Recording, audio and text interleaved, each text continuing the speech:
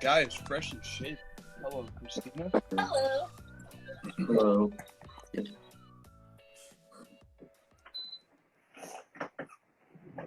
What's up, everyone? What's up, David? Card Father? Jeremy? That's right, Chase. Fanatic. Welcome, buddy. Glad to have you on here. John, I don't think I've ever seen you on one of these, buddy. I don't Awesome. think- Well, he's at the Dallas show, so he's away from family. He's staying up late. Oh, okay. No curfew when you're at the Dallas show. Who's at the Dallas show? Chime in if you're able at the chat. Tell us how you're liking it as we let a couple people pour in here. Our chat is so fast. They're like at Truly already and talking about third hour topics. Like they're all over this. Let's get through the first 2 hours before we talk about a third. Right. Do you have mail days? I have one. What's up, Drake? I have one. You know, when you get like every Chris Paul card that you want in the first couple weeks, the mail days slow down. That's a topic that you gotta pace yourself. Yeah, true. All right. Actually, yeah, let's do it this way. Nice. So this is the 2004. This would be the XRC gold refractor, and these are numbered to 25. Awesome. So Love that card, dude. That card looks amazing. now I have every finest gold. Every finest gold ever made of Chris Paul. What's that Steph Curry? Hey, let's see those Derrick Henrys, bro. All right, I do have a few mail days of King Henry. I don't think I showed this one last week. This is a 2018 unparalleled base card, 1 of 1. Where's the 1 of 1 at? Oh, there it is. 1 of 1 McCaffrey. And then I really like this card. 2017 Vertex. So this is a rookie. 1 of 1 rookie patch autograph on card. Christian McCaffrey. Cool hollow foil. If I can look silver, but it's hollow foil. So very happy about those. Okay. All right, let's go with the questions. Do we have any announcements first? Today's Friday, October 29th. Welcome everybody to the crossover. I don't think McCaffrey's back this week. I think this is the third and final week that he must miss because he's on IR. So do we have any announcements besides a new Sports Cards Culture episode on the Card Ladder YouTube channel? Make sure to check that out. Halloween themed. Any other announcements we have to make at this time? Thank you to Ken Golden for having us on his live show last night. Check that out on the Ken Golden Instagram page. Any other announcements, Josh? I think Jason Kidd just got fired. Oh, 5 games too late. 5 games too late. Okay. Mike Pinkerton 50 would like to know, would you guys have given Tom Brady the ball back as we know the value of stuff? Asked for a fair exchange, ? I saw this topic a lot.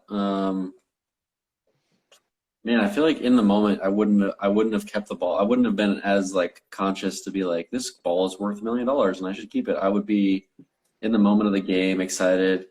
You know, Tom Brady wants the ball that I have. I'd probably give it to him.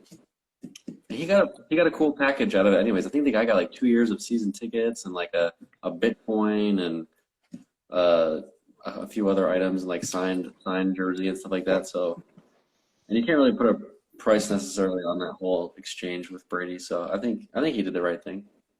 Yeah, I think happy ending mostly. Hopefully he gets the market value out of that ball. And that, you know, I saw some estimates of $500,000, and I'm not qualified to estimate the value of memorabilia, so I just don't know.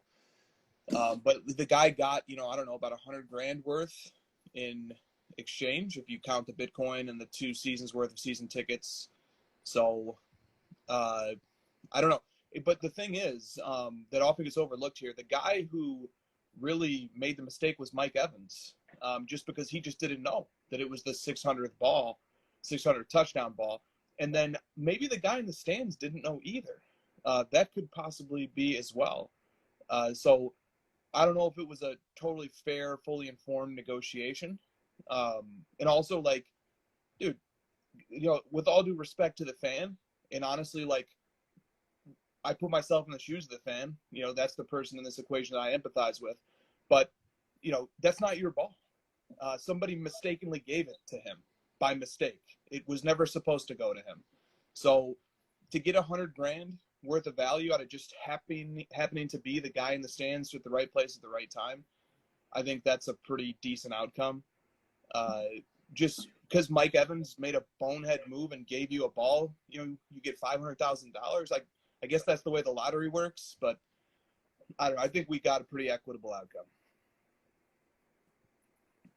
Just my take on it. Okay, moving on. We have some NBA questions. Stacking slabs up first. Ja Morant. He's playing out of his mind, and his on-the-court play will drive more interest in his cards. That's how the hobby works, right? Talk about not just buying Morant, because obviously now is probably not a good time, but the process for selecting the right cards to purchase if you want to start collecting Morant for the long haul. This topic is really important, and you and Josh have a good pulse on this idea that it's not just players, but the actual specific cards that matter. Riff on it based on a topic like Ja, the people will benefit. Well, his player index is up 8% this month, so he's definitely ticking back up. But he's way down from his peak still. So like, it's still not a bad time to buy because he is down quite a bit still from the peak of his player index. A lot of that's market driven, like the card boom of late last year. But I don't think it's a bad time to buy him. It's still pretty, like, if you want to collect him, it's still fine. I don't see anything crazy. I haven't seen it like triple in price for absolutely no reason. He's playing well. He should be going up 8%. I feel like it's pretty reasonable. Usual suspects, gold prism, RPAs if you can get them. If you can't, you take a step down to maybe like a different parallel of prism, and you're looking at contenders, whatever. I don't know, optic, all the usual suspects. All right, so Ja Morant right now leads the league in points per game, 30.4. And he's averaging just under 8 assists and over 5 rebounds. And his player efficiency rating is 4th best in the league. So small sample size, but he's off to a good start. 38 and 5. 30 points, 8 assists, and 5 rebounds per game, and 4th best PER in the league. So the hype is justified based on what he's been able to do so far. He's also shooting over 40% from 3, which is way up from his career average of 32%. So either he became, a full 8% better at 3-point shooting, or he's just on a hot streak right now. Could be one or the other, maybe a mix of both. I'll pay Ja Morant a very strong compliment. Ever since I started really tuning into modern basketball again, been paying attention closely over the last, 5 years or so.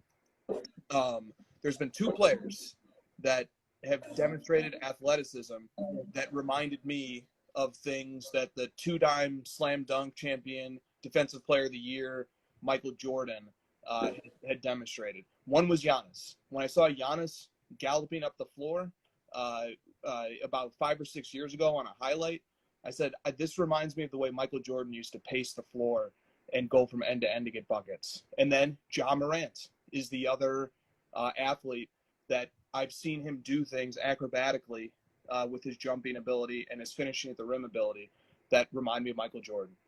Not saying that other parts of their game are reminiscent, but the athleticism, Giannis and Morant are the only 2 players I've ever watched and said, there's something Michael Jordan-esque about this. So compliments to Morant, really exciting player. Morant has a lot of rookie cards. Any player who comes out of the 2019 class does, same for 2018, same for 2020.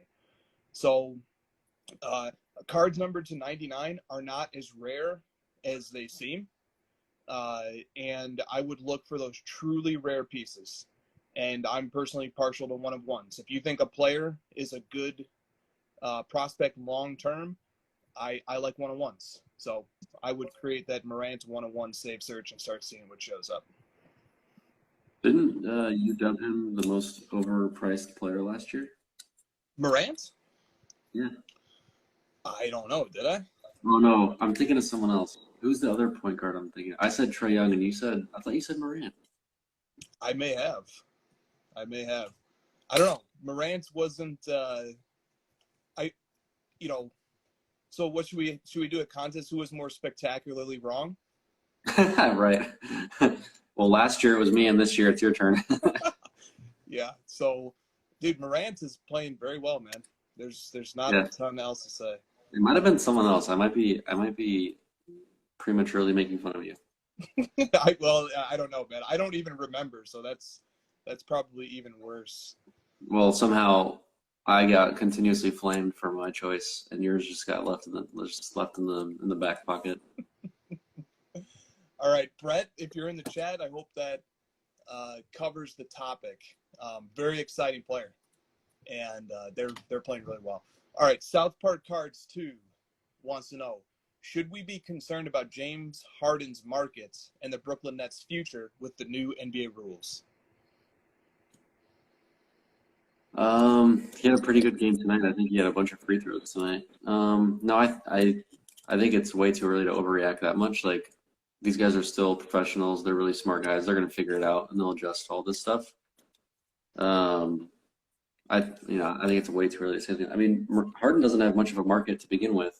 Like his stuff is like, compared to where he's at status-wise in the NBA to his card values, his card prices are pretty cheap. He doesn't get much hobby love. I think a lot of guys, aren't big fans of him because of the way he's played. And, I can make the argument that it might be improved now that he's not allowed to play that way anymore. Like, he's going to have to adjust. Yeah. Also, most teams have played 5 or 6 games, which is actually a pretty sizable sample size. It's about 7% of the NBA season, 7 to 8%, but it's still a very small sample size. And there can be a lot of regression. In the case of Morant, there can be regression back towards his averages over his first 2 seasons. In the case of Harden, there can be a positive regression towards how he's played over the last half decade. But the NBA rules have definitely introduced a new variable. And guys like Harden, but not just Harden, lots of players are not getting nearly as many foul calls. I think Lamim James said it's like street ball out there right now. Okay.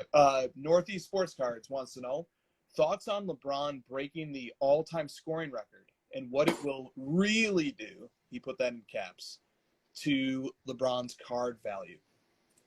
Oh, this is like the Hall of Fame question. I think that's already baked into his prices quite a bit. I don't think people are going to be surprised by it. Like, people are buying at those prices expecting him to do it. I mean, the more that we talk about it today, that means that you're already thinking about it and you're already like mentally putting it into the price. So I don't think it's going to, it's not coming out of nowhere that that might happen. With that same thing happened with like the Kobe and Duncan Hall of Fame. Like, everyone got all excited that like, oh, their prices are going to double.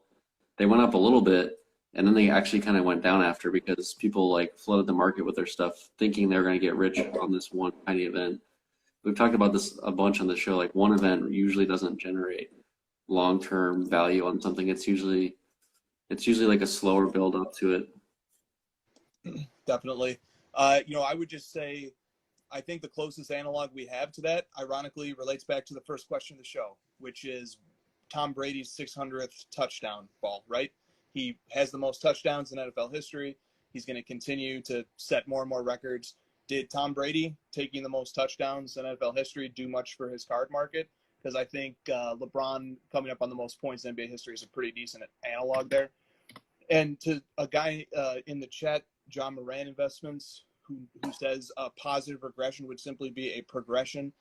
Regression is actually a statistical term. I'm not using it in its lay term. There are such things as positive regressions. It just means you're returning to your mean. I'm not saying he's progressing or getting worse in the normative sense of those words. What I'm saying is he would be returning to his averages. Okay. In Cardboard Veritas, hobby question. How does the existence of the Instagram card community impact collecting now and long term? Yeah, I mean, I think it's had a massive effect. It's maybe one of the things that we haven't talked about most recently in terms of, why the card market is successful. Instagram played a huge part in that. And it's also another one of, when people ask like what's different about this potential current bubble versus the late 80s and mid 90s bubble in sports cards. There was no Instagram back then, right? There was no social media for people to continuously remind everyone of all the cards that they own over and over.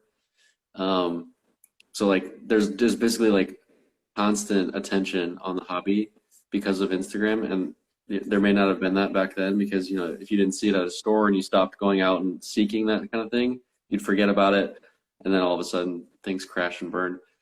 Going forward, I don't know. I don't see how much more it could change really in terms of enhancing what it already is, right? Like it'll just continue to kind of be a staple towards the hobby. It's a huge piece to the hobby, man. If it wasn't for Instagram, we wouldn't even have this show.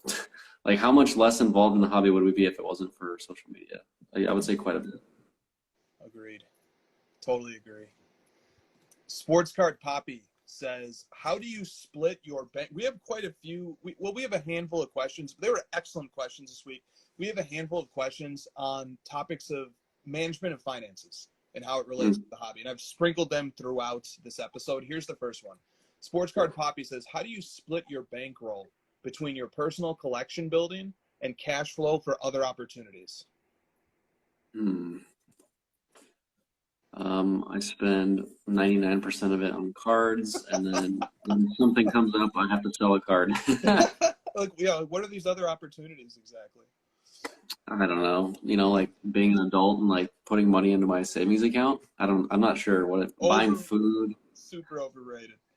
This is not a question for Chris. You shouldn't even like speak on this because your answer is going to be like.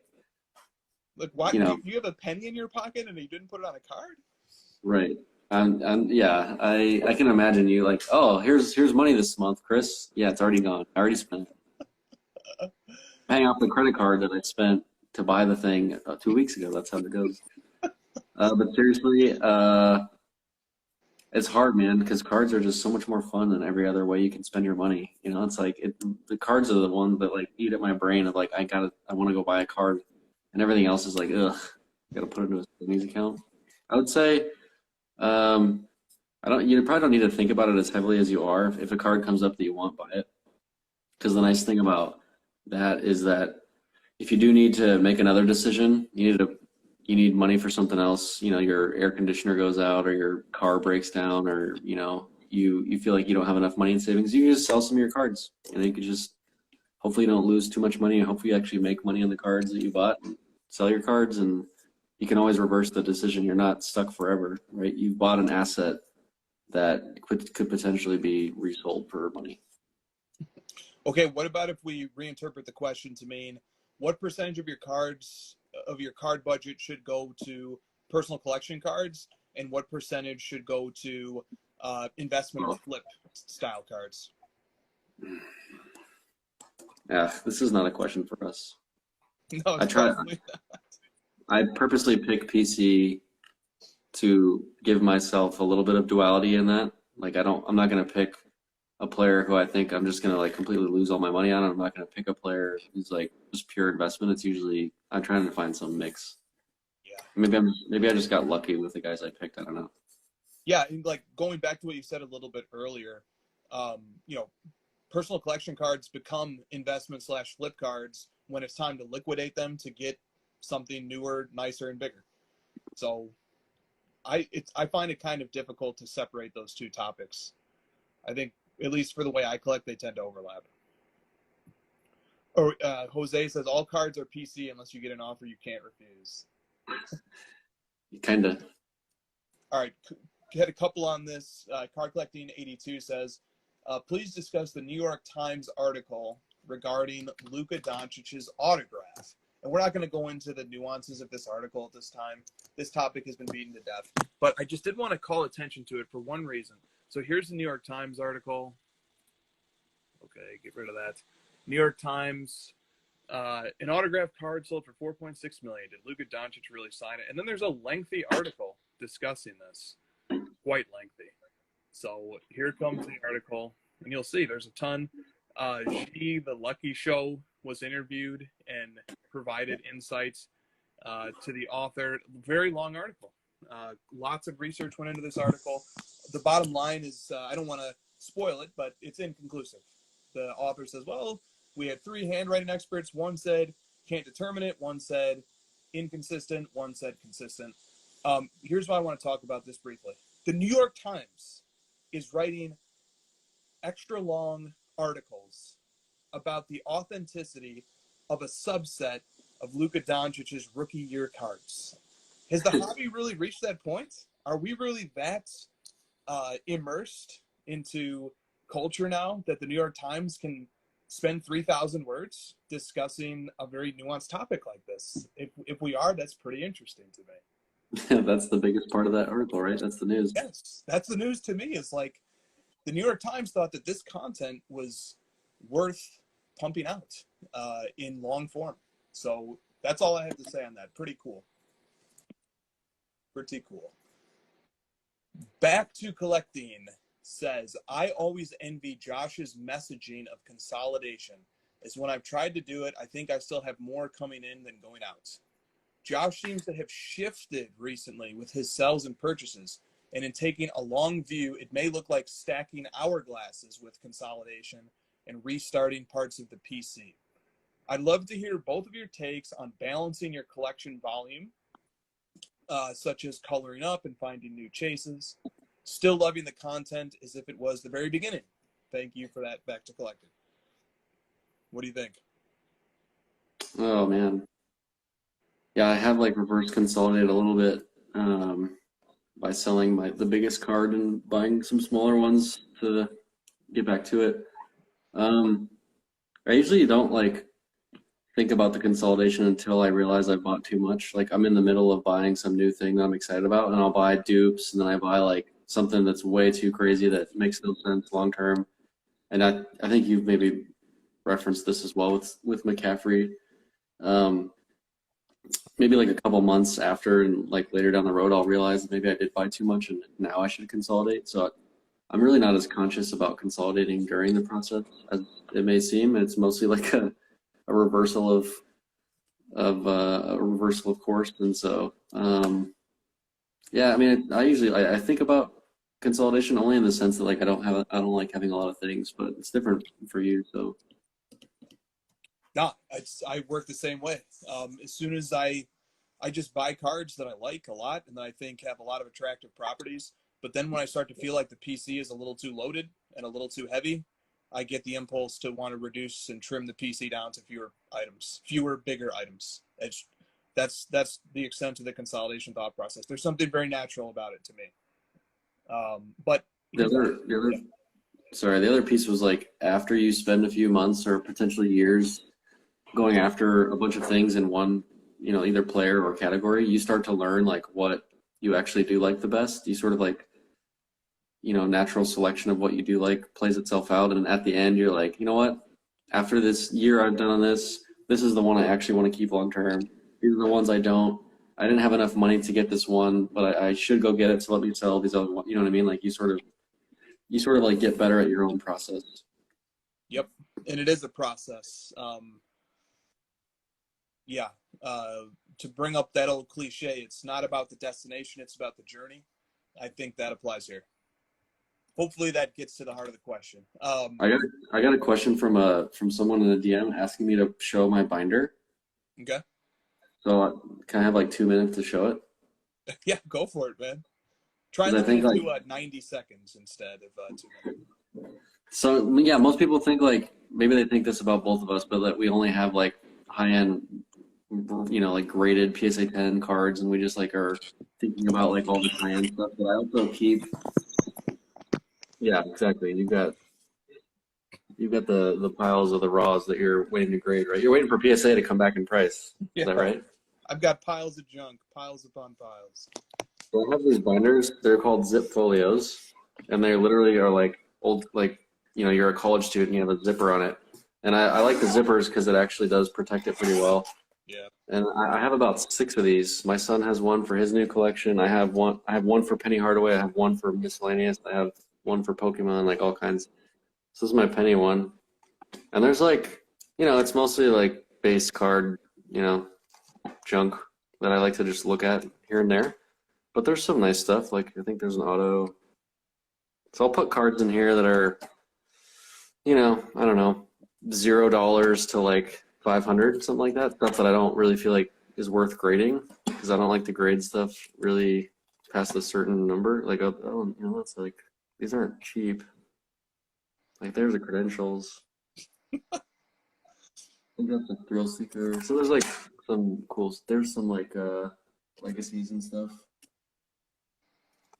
So and I've got other binders like this, and this kind of keeps me feeling like I am consolidated, but also that I am a collector and I have a lot of stuff. So it's not like it's not all over the place. Like some people, it's organized in binders. I've done the top loader. Oh, it's cool. I've done the top loader game. There's a high voltage. I've done the top loader game. It's okay. I feel like I can just look through this faster. I don't know. It feels more efficient to me. And then I do like I'll just take one out. I do penny sleeve, and then I go inside this. And these are like really pretty tight pages that doesn't like move around much at all. And I can like throw this. If I zip this up, I can throw it across the room and nothing would happen. Don't do that, please.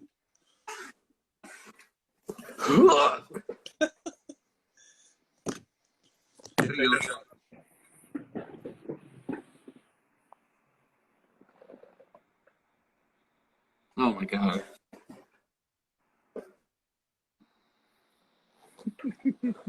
So, what's all that stuff? What is all those? just to dispel any myths about whether or not I have a ton of junk. One of those is like stuff that is in the $5 to $50 range that was never worth sending to get graded but got pulled. Those binders, one of the binders has Christina's Master Set of 2015-16 Donruss. Some of the other binders probably have other complete sets from other products. Metal Universe have complete Metal Universe sets. Both the Metal Universe and the Metal Universe Championship from 97-98. Lots of stuff, fun stuff. You watch Friends? Have you seen Friends? I've seen Friends. You know Monica? She's like the clean freak. Mm-hmm.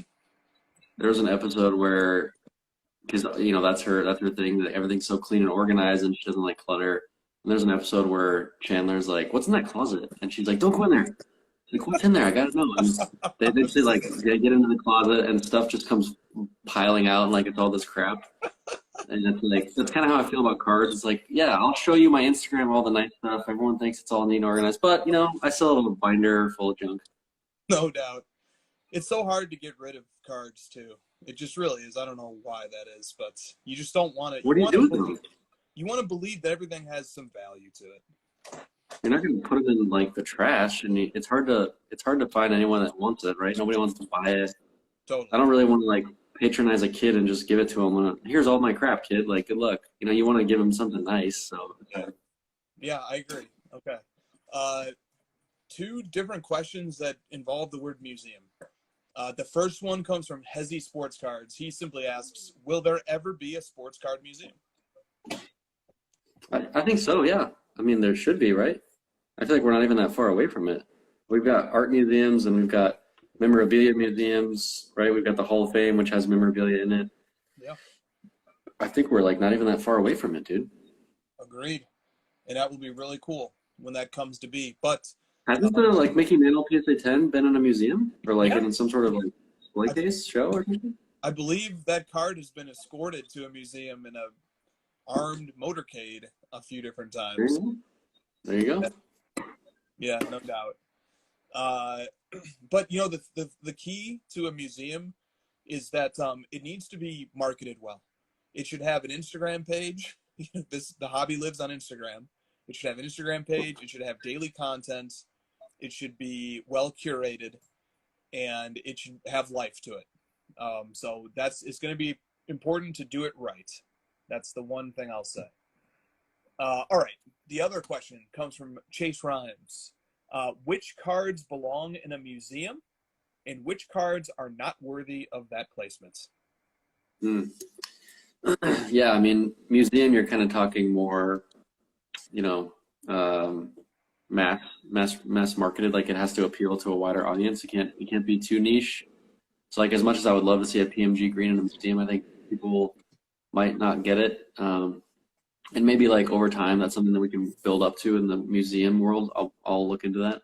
But you're probably starting out with the basics, the Mantle PSA 10, the Jordan Fleer PSA 10, stuff like that. I don't think you'd want to get too crazy if you're going to try to introduce it to people in that sort of format. But maybe I'm wrong. Maybe you draw them in with the more really eye-catching stuff like the PMP greens, like, oh, what is this? And you have the description on it, right? And you kind of get people engaged through the story of like, why it's rare and things like that. So, I don't know. Maybe I'm wrong. I can't really say no to anything. I feel like I could make a case for almost anything being in the museum, Yeah, and on that topic, museum, if you go to natural, Christina, what was that museum we went to in Boston for my Spanish class? It's the equivalent of the MoMA. It's it was the Museum of Fine Art. Museum of Fine Art in Boston. BFA. It was gigantic. It was a gigantic museum. You could fit a display about every era of card and have tons of cards in there easily. So that's important, is how much display room do we have? And, because you can make a lot of different cutouts. Some of the criteria that a museum card should have, it should teach us something about the history of sports cards. If you can tell the history of sports cards without referencing that card, probably doesn't need to be there. I think that's an important piece of criteria. And also, there should be something about it that would attract people to go to the museum to see it. That could be because it has a historical component that's compelling, but it could be something else. It could be because the card just looks cool or is of extremely high value. I think that is important as well. A couple comments that I just wanted to highlight really quick. Scrolling up to find one from Yamwax. He says the Met in New York City has sports cards from Jefferson Burdick, who was the collector who named the T206 set and came up with a cataloging system. And we don't really know that. That goes to my point about why this museum would need to be active. This sports card museum would need to be strongly promoted on social media. And it would need to have interesting cards. Yes? I was just going to say that he donated his entire collection, but in order to have, the museum would only accept it if he worked to curate it. Yeah. And he spent the rest of his life doing that before he died. Gotcha. And one other thing here. There was a comment from John Moran Investments. Any of the vault servicing companies can do the same thing as a museum if you think about it. Excellent points. And if a vault wanted to double as a sort of concierge for in-person deal making, that would be an excellent opportunity to attract people to come to that location, as if they were able to secure permission from the card owners of items in their vault to display them. So really neat idea there. All right. Cardboard Junkie says, knowing I have a small account and a small collection, it feels like there is no way to give back to some of the quote-unquote big guys in the hobby that regularly and generously give their time and advice to me. Is it just a matter of paying it forward when I can? Yeah, it is. I mean, yeah, don't worry about paying back those big accounts. I mean, I don't think about it that way, Chris. I'm pretty sure you don't. We're expecting some of these other accounts to do anything for us. I think just, I would say paying it forward is probably, and especially for you and I, I would tell that person, in order to pay it forward, is to, bring more people into the hobby, make your experience fun for yourself and people around you, and bring positivity to everything that you do. And that's going to come back to us through the growth of the hobby in a different, it's going to come back to us indirectly anyways. Yep. And never underestimate the power of a kind word. Sometimes that can really be, especially a lot of hobby content creators deal with a lot of drama and BS. And you might just help balance somebody else's day out just by sending them a kind message. All right, some questions about PWCC, which had its first ever off eBay independent auctions end this last week. And Card Ladder is tracking all of those.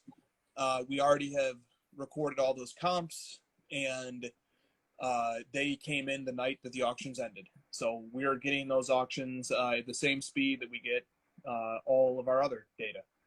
Okay, Crypto Collects would like just for us to discuss PWCC monthly auction results. Slabs for Hayes says on the PWCC monthly auction, is it worth it? Is it worth it for sellers? And Hobby Time Wells. Oh, okay, let's just stop right there. All right, so what did we think about the results, and is it worth it for multiple sellers? I would say it's pretty mixed. I was pretty active in a lot of it. I saw quite a bit of it. A lot of stuff did very well. You know, a lot of stuff went at market, and a lot of stuff went under market. I would say that the like $50 to $500 stuff did not do well at all. A lot of that stuff went quite a bit cheaper, and that's just, you know, I feel like that's more a product of there wasn't enough users to be able to, because it's so new, there wasn't enough users to support 41,233 cards for the first launch. And I don't think we'll ever have that issue again, because remember, this was built up from several months of inventory. So, you know, the next few months are going to have more users, less cards. That's gonna kind of balance out over time. And it's honestly, my takeaway, I know this is what you and I talked about as well. It's pretty remarkable that they were able to leave the biggest marketplace in the world and then have this thing go pretty well. It went pretty well. The high-end stuff did well. There was nothing catastrophic. The site had some issues. It was kind of coming in and out a little bit. I know you had issues with the site on Chrome. It seemed to be better the last couple nights.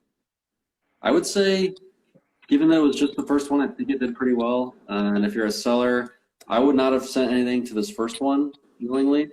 I never would send something to the first ever of something where you're almost like a guinea pig. I think maybe give it one more, and then after that, keep seeing how it goes and see how comfortable you get with it on the next one and make the decision at that point. Absolutely. Yeah, so for me, the site was inaccessible. It was not working from my laptop. Even tonight? Every time I tried to access it through Chrome. I stopped trying to access it through Chrome 2 or 3 days ago, and I switched to Firefox. And ever since I've been browsing on Firefox, it's worked. So, and I know that helped Jeremy Lee and some other people as well. So I'm sure PWCC's tech team will fix that.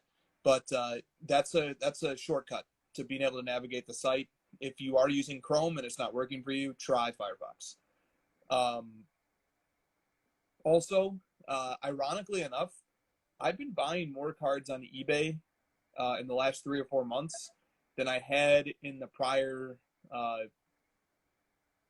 probably ever since 2016 in terms of frequency. And the reason why is just because the cards that I'm hunting right now are in that $1,000-ish range, all the way down to maybe a few $100. And the eBay's the sweet spot for that stuff. And eBay is where I get my McCaffrey 1-on-1s a lot of the time. So I've actually been doing a ton of buying on eBay lately.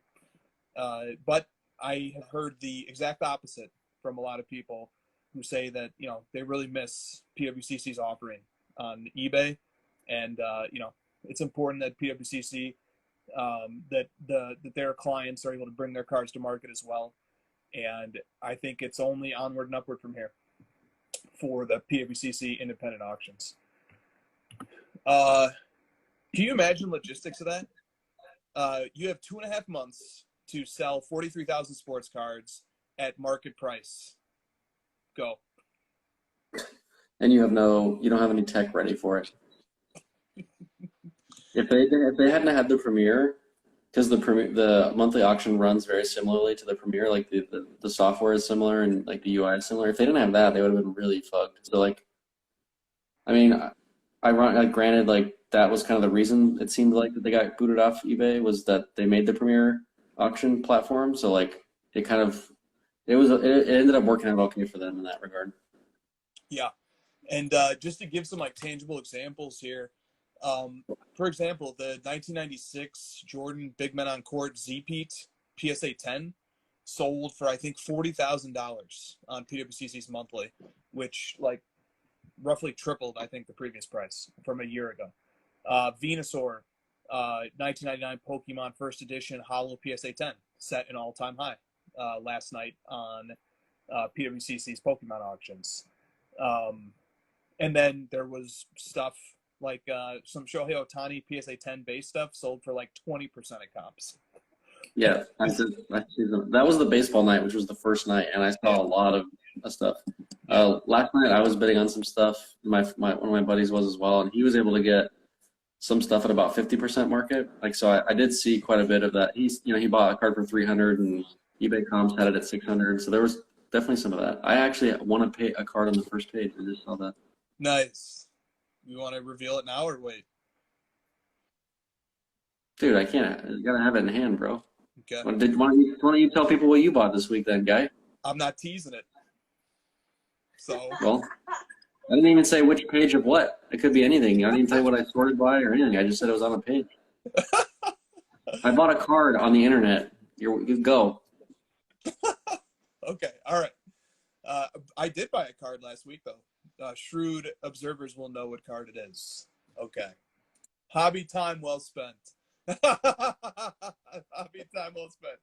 Says, when you cannot see the bidders in auction house bidding, I think he's referring to the fact you can't see bid histories on any platform other than eBay. How do we trust that there is not shill bidding going on?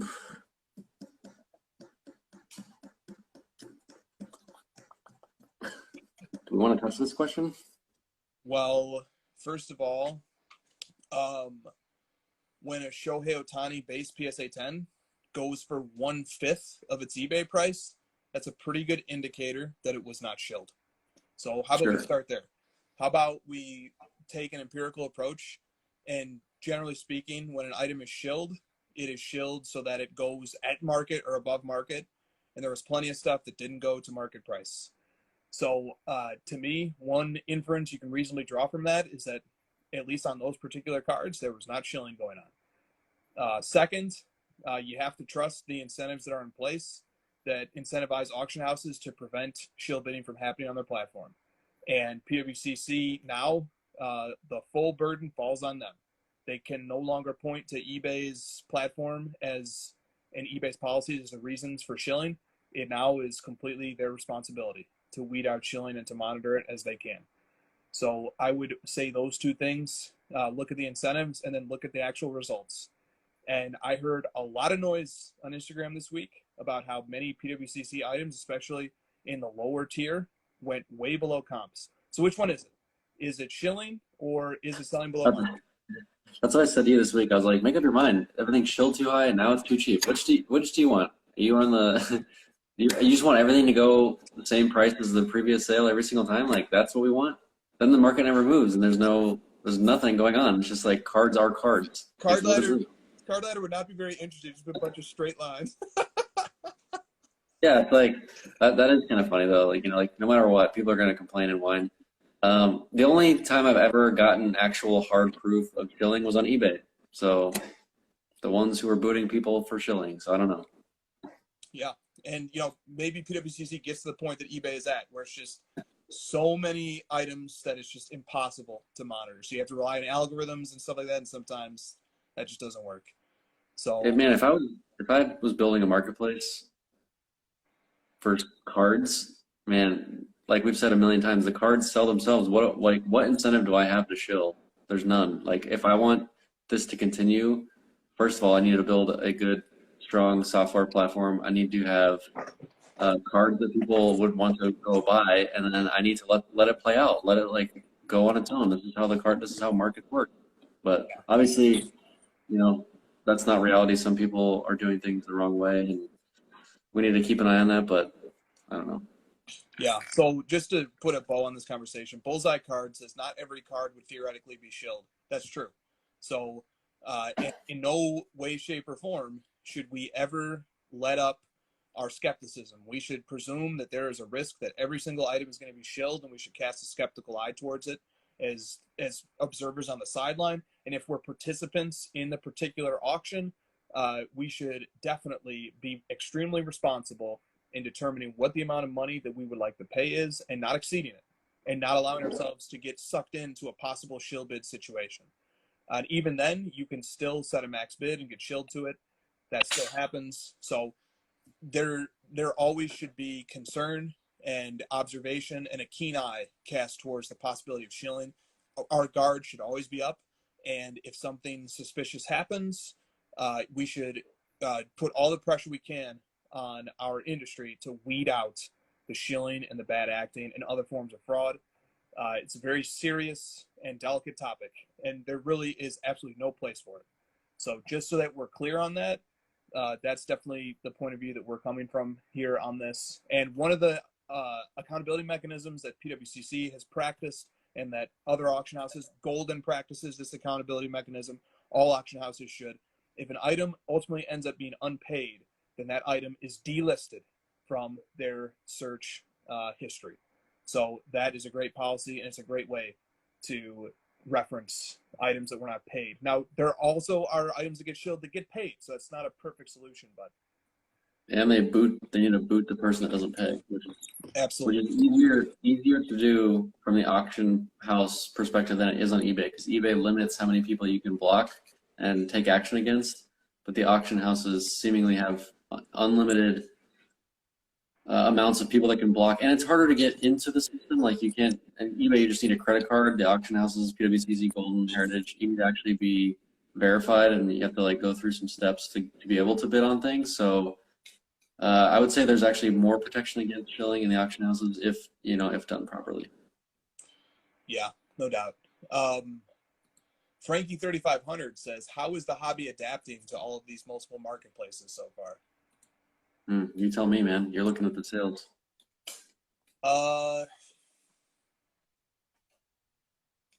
Man, there's.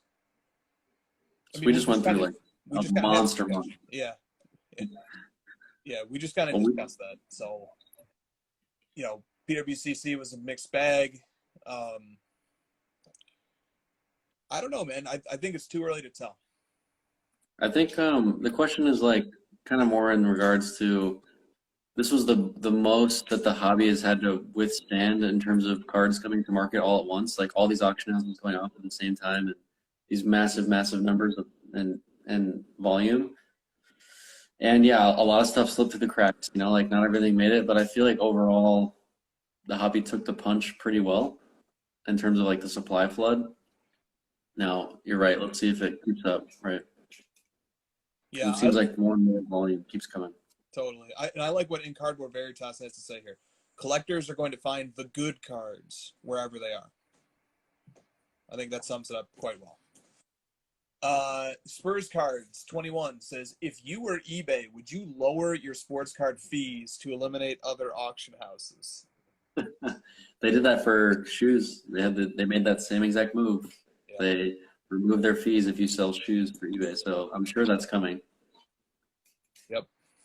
It may very, very well be. I'm sure sellers of sports cards would not complain if that did happen. Captain Jack Collector says, what is the most therapeutic aspect of the hobby for you? For some people, it's taking a nice picture, scanning cards, opening a box, or just talking with friends in the hobby. Oh, great question. One, this show. This That's right here. This is very therapeutic for me.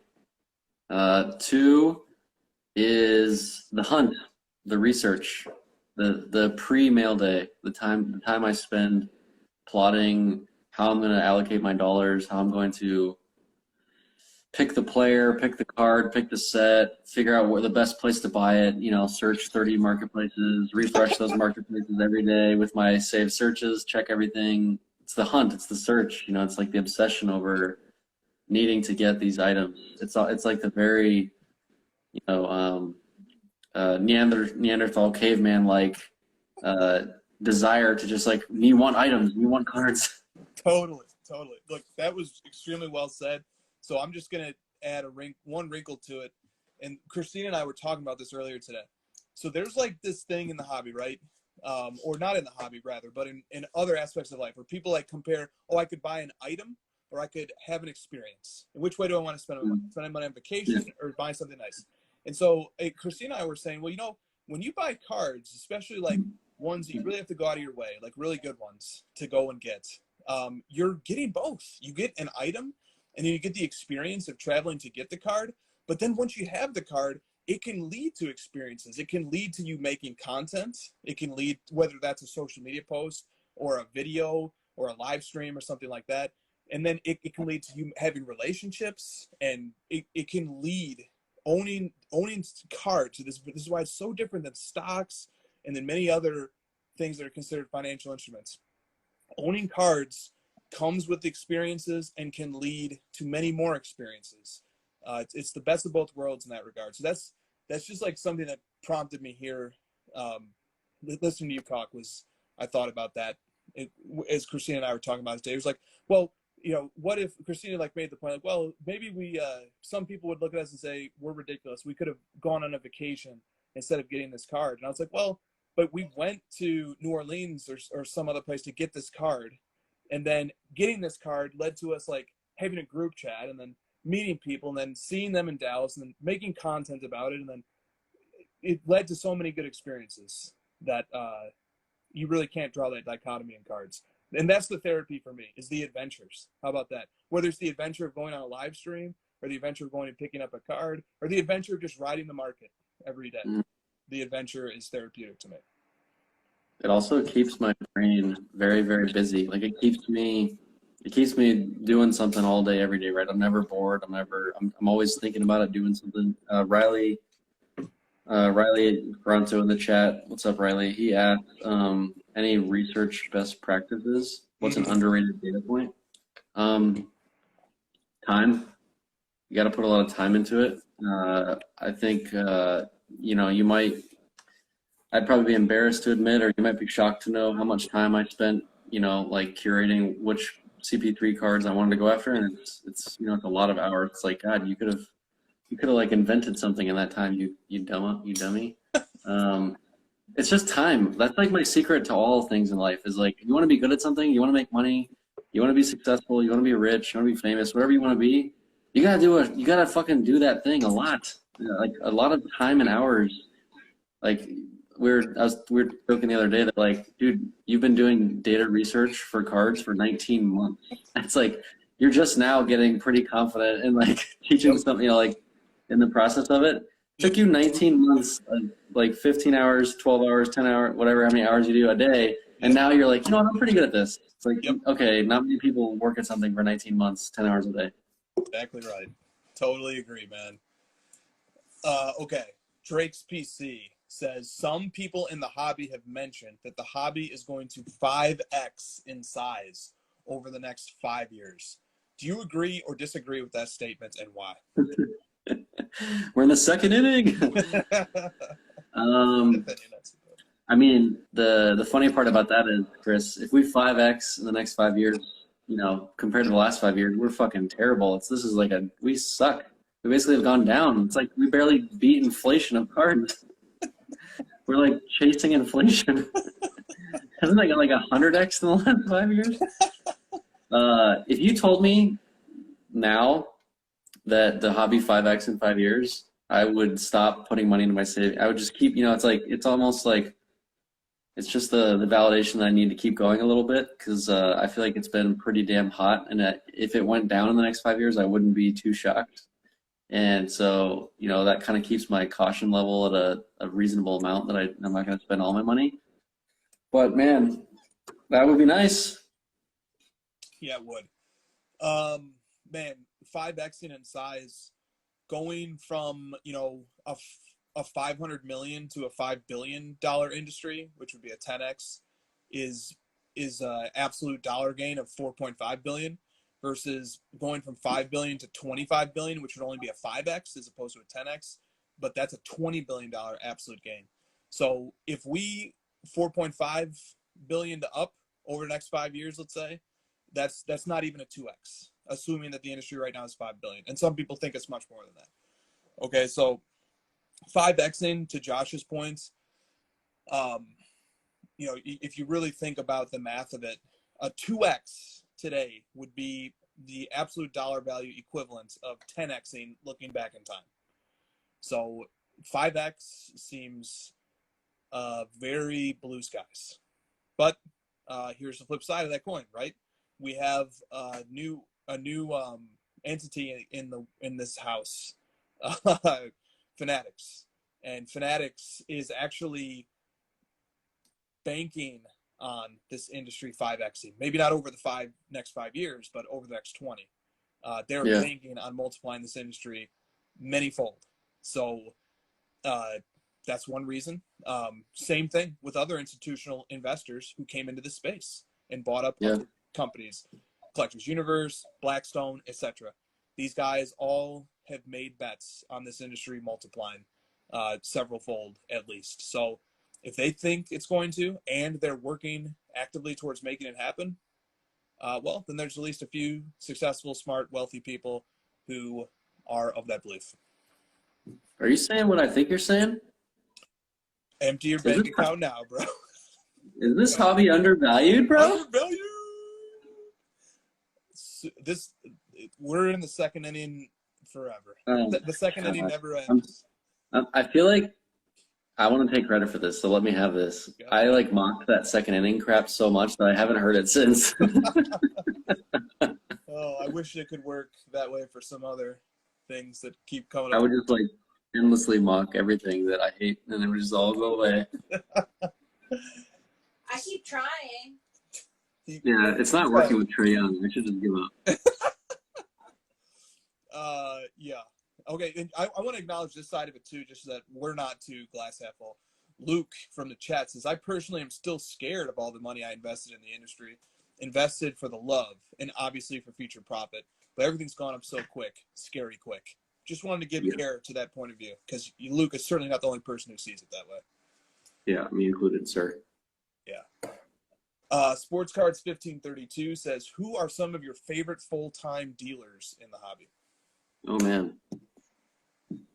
Man, I don't want to miss anybody. That's the problem with this game. Right, exactly. How about this? Chat, throw out some names. No, thank you. And we'll just read them up. Yeah, we'll let the chat do this, because there are some great dealers in this industry. But Josh and I don't want to look like fools and forget one of the great dealers of this industry. So we'll blame the chat. The chat is the real star of the show anyway, so the chat should carry the load here. Let's go, chat. All right. Last night, Ken asked me the auction houses, and he asked me to just name them off, and I was like, oh shit. I couldn't. It was just oh god, this is about to be right now. You hit them all. You named the one that we all needed to hear anyway. So that was good. Okay, this is coming from the chat. MC Sports Cards, first one named, that makes a lot of sense. Card Collector 2, Black Jaded Wolf, Herbert. And a few more names people already named. Lou Papa gets a shout out as a great dealer in the hobby. AMT Memorabilia, Sports Card Exchange, Lou. Owner of selling the most expensive Michael Jordan card ever. All right, what else? Half the price of an ape. Coleman Cards, absolutely. Burbank. Mealy Pops. There we go. Yeah, we're getting some good ones here. Andy from B-Ball Card Exchange. There we go. 4 Sharp Corners. And if a name's already been mentioned, I'm going to try to not read it multiple times. A lot of people are getting multiple votes. 3 King Sports Cards. Card Father. Did you see Nat go to Burbank? Yeah. He went to Bullpen. Oh, sorry, Bullpen. Or Bullpen. I meant Bullpen. He should go to Burbank, too. He should go to Bullpen and Burbank. I think those are necessary stops. Opened up a bunch of product, didn't he? I'm sure he did. Also known now as Arm Barn LA. That's right. That's right. Are you aware of what that meme means? Oh, I did. Yeah, I saw that. That's a joke, right? Or no? Yeah. Well, yeah, because PETA requested Major League Baseball to change the name of the bullpen because of the speciest nature of the phrase bullpen refers to the slaughtering of bulls. So Bullpen LA, the card shop, and PETA said you should change the name of the bullpen to the Arm Barn because that's where all the pitchers with their arms are warming up. So now bullpen is called the Arm Barn. Arm Barn LA. So some other names we have: RBI Crew, Big Boyd, 626 All Stars, Pristine Sports Cards. Good. Okay, thank you guys. The NBA makes an awesome new rule that everybody loves, and like literally nobody doesn't like this new rule of the less fouls. And then here's the MLB, like, hey, let's change the bullpen to Arm Barn or whatever. Like, kids are not getting it. Okay. That's why people watch basketball now. Hour into the show, and Cards and Candy 911 appears. He says, Flawless Gem Sports Cards. Good. Okay, guys. Thank you for those. Cards and Candy 911 says, loved when Josh talked about this on Stacking Slabs, about buying a card at market and being patient. And that's how you build better relationships. Yeah, I also think it's a better investment strategy. Like I think it has numerous benefits. And one of them which being like, if you buy something at market, you're less likely to flip it right away because you're not going to make a profit. So you're just like, no, I'll just hold this thing. I believe in it. And I feel like that's a better long-term strategy. It's worked out for you and I pretty well over the 20xing of the last 5 years. God willing, it happens again, like 30x this next 5 years to like a 70, 100 trillion market cap.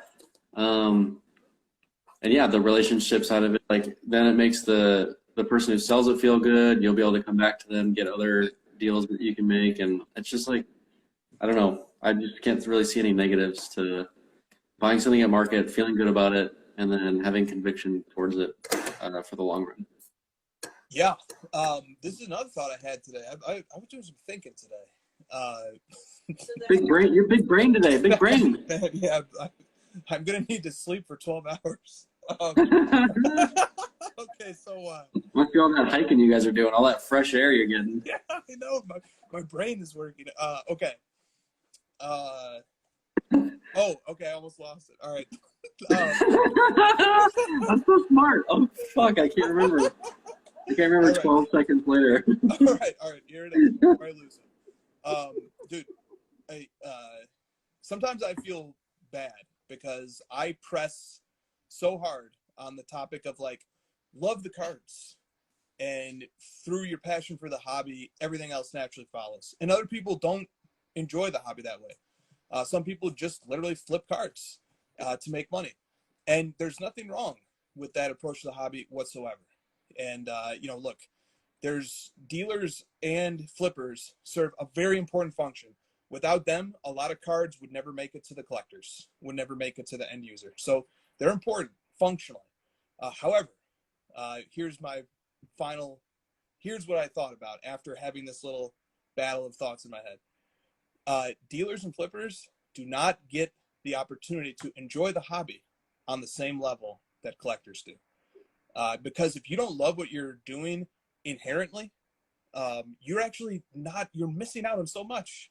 You're missing out on it. This hobby is so much more fun if you actually allow yourself to enjoy all aspects of it and not just the money-making part of it. So that's what I wanted to inject there is the people who are collecting and who love this hobby and who have a mind towards the financial aspect, which is important and fun, and who appreciate the history and who like to do research and who enjoy the cards in hand. When you have all that stuff working together, you're living a more fulfilling life than somebody who's just chasing dollar bills. So, yeah. Anyway. Also, to round it out, we also like getting a good deal as well. Like, I'm not an idiot. Like, also, something happened to me tonight. You know, this is like one of the worst feelings in the hobby as well. When you buy something that was kind of hard to get and you feel like I got to just pay for this thing, and then it comes up for auction like a week after you like did all this work to get it, and it goes like way cheaper than what you just paid. That's nobody wants that either. So I'm not like a crazy person that's like, oh, I'll just pay for everything at market and I'm thrilled. Like we like getting deals. We don't like paying for something and watching it go for much cheaper a week later. Nobody likes those scenarios either. Just like in general, all the stuff you said to wrap it up nicely is dude, kind of the. Yeah. the name of the psychologist escapes me right now, but one of her main points of the psychology of collecting, one of the things people love about collecting, was getting a deal. It is absolutely part of collecting. Getting a deal is an intrinsic part of collecting. That's the first thing you brag about, right? When you tell your friend that you got a card, you tell them like, "What'd you pay?" Because they know what the value is. Like, I got it for 10% under. It's like nice. Then you feel better about it, right? And you know what's great? Since getting a deal is often a subjective point of view, unless you have like really recent comps. We all get deals every time. The seller wins, the buyer wins. We all can just believe that we got a great deal. And when the hobby is 20xing, we're all correct. Let's go. All right. Mostly 90s basketball card says, I'd like to know what your opinions are for extended bidding on low-end and mid-tier cards. Is it always the best bidding format to have extended, or is there a point where the standard eBay bidding is better? Well, so can we use this topic, like talk a little bit about what, as Jeremy calls it, the greens, the yellows, and the reds on PWCC extended for their monthly auction, what it's like.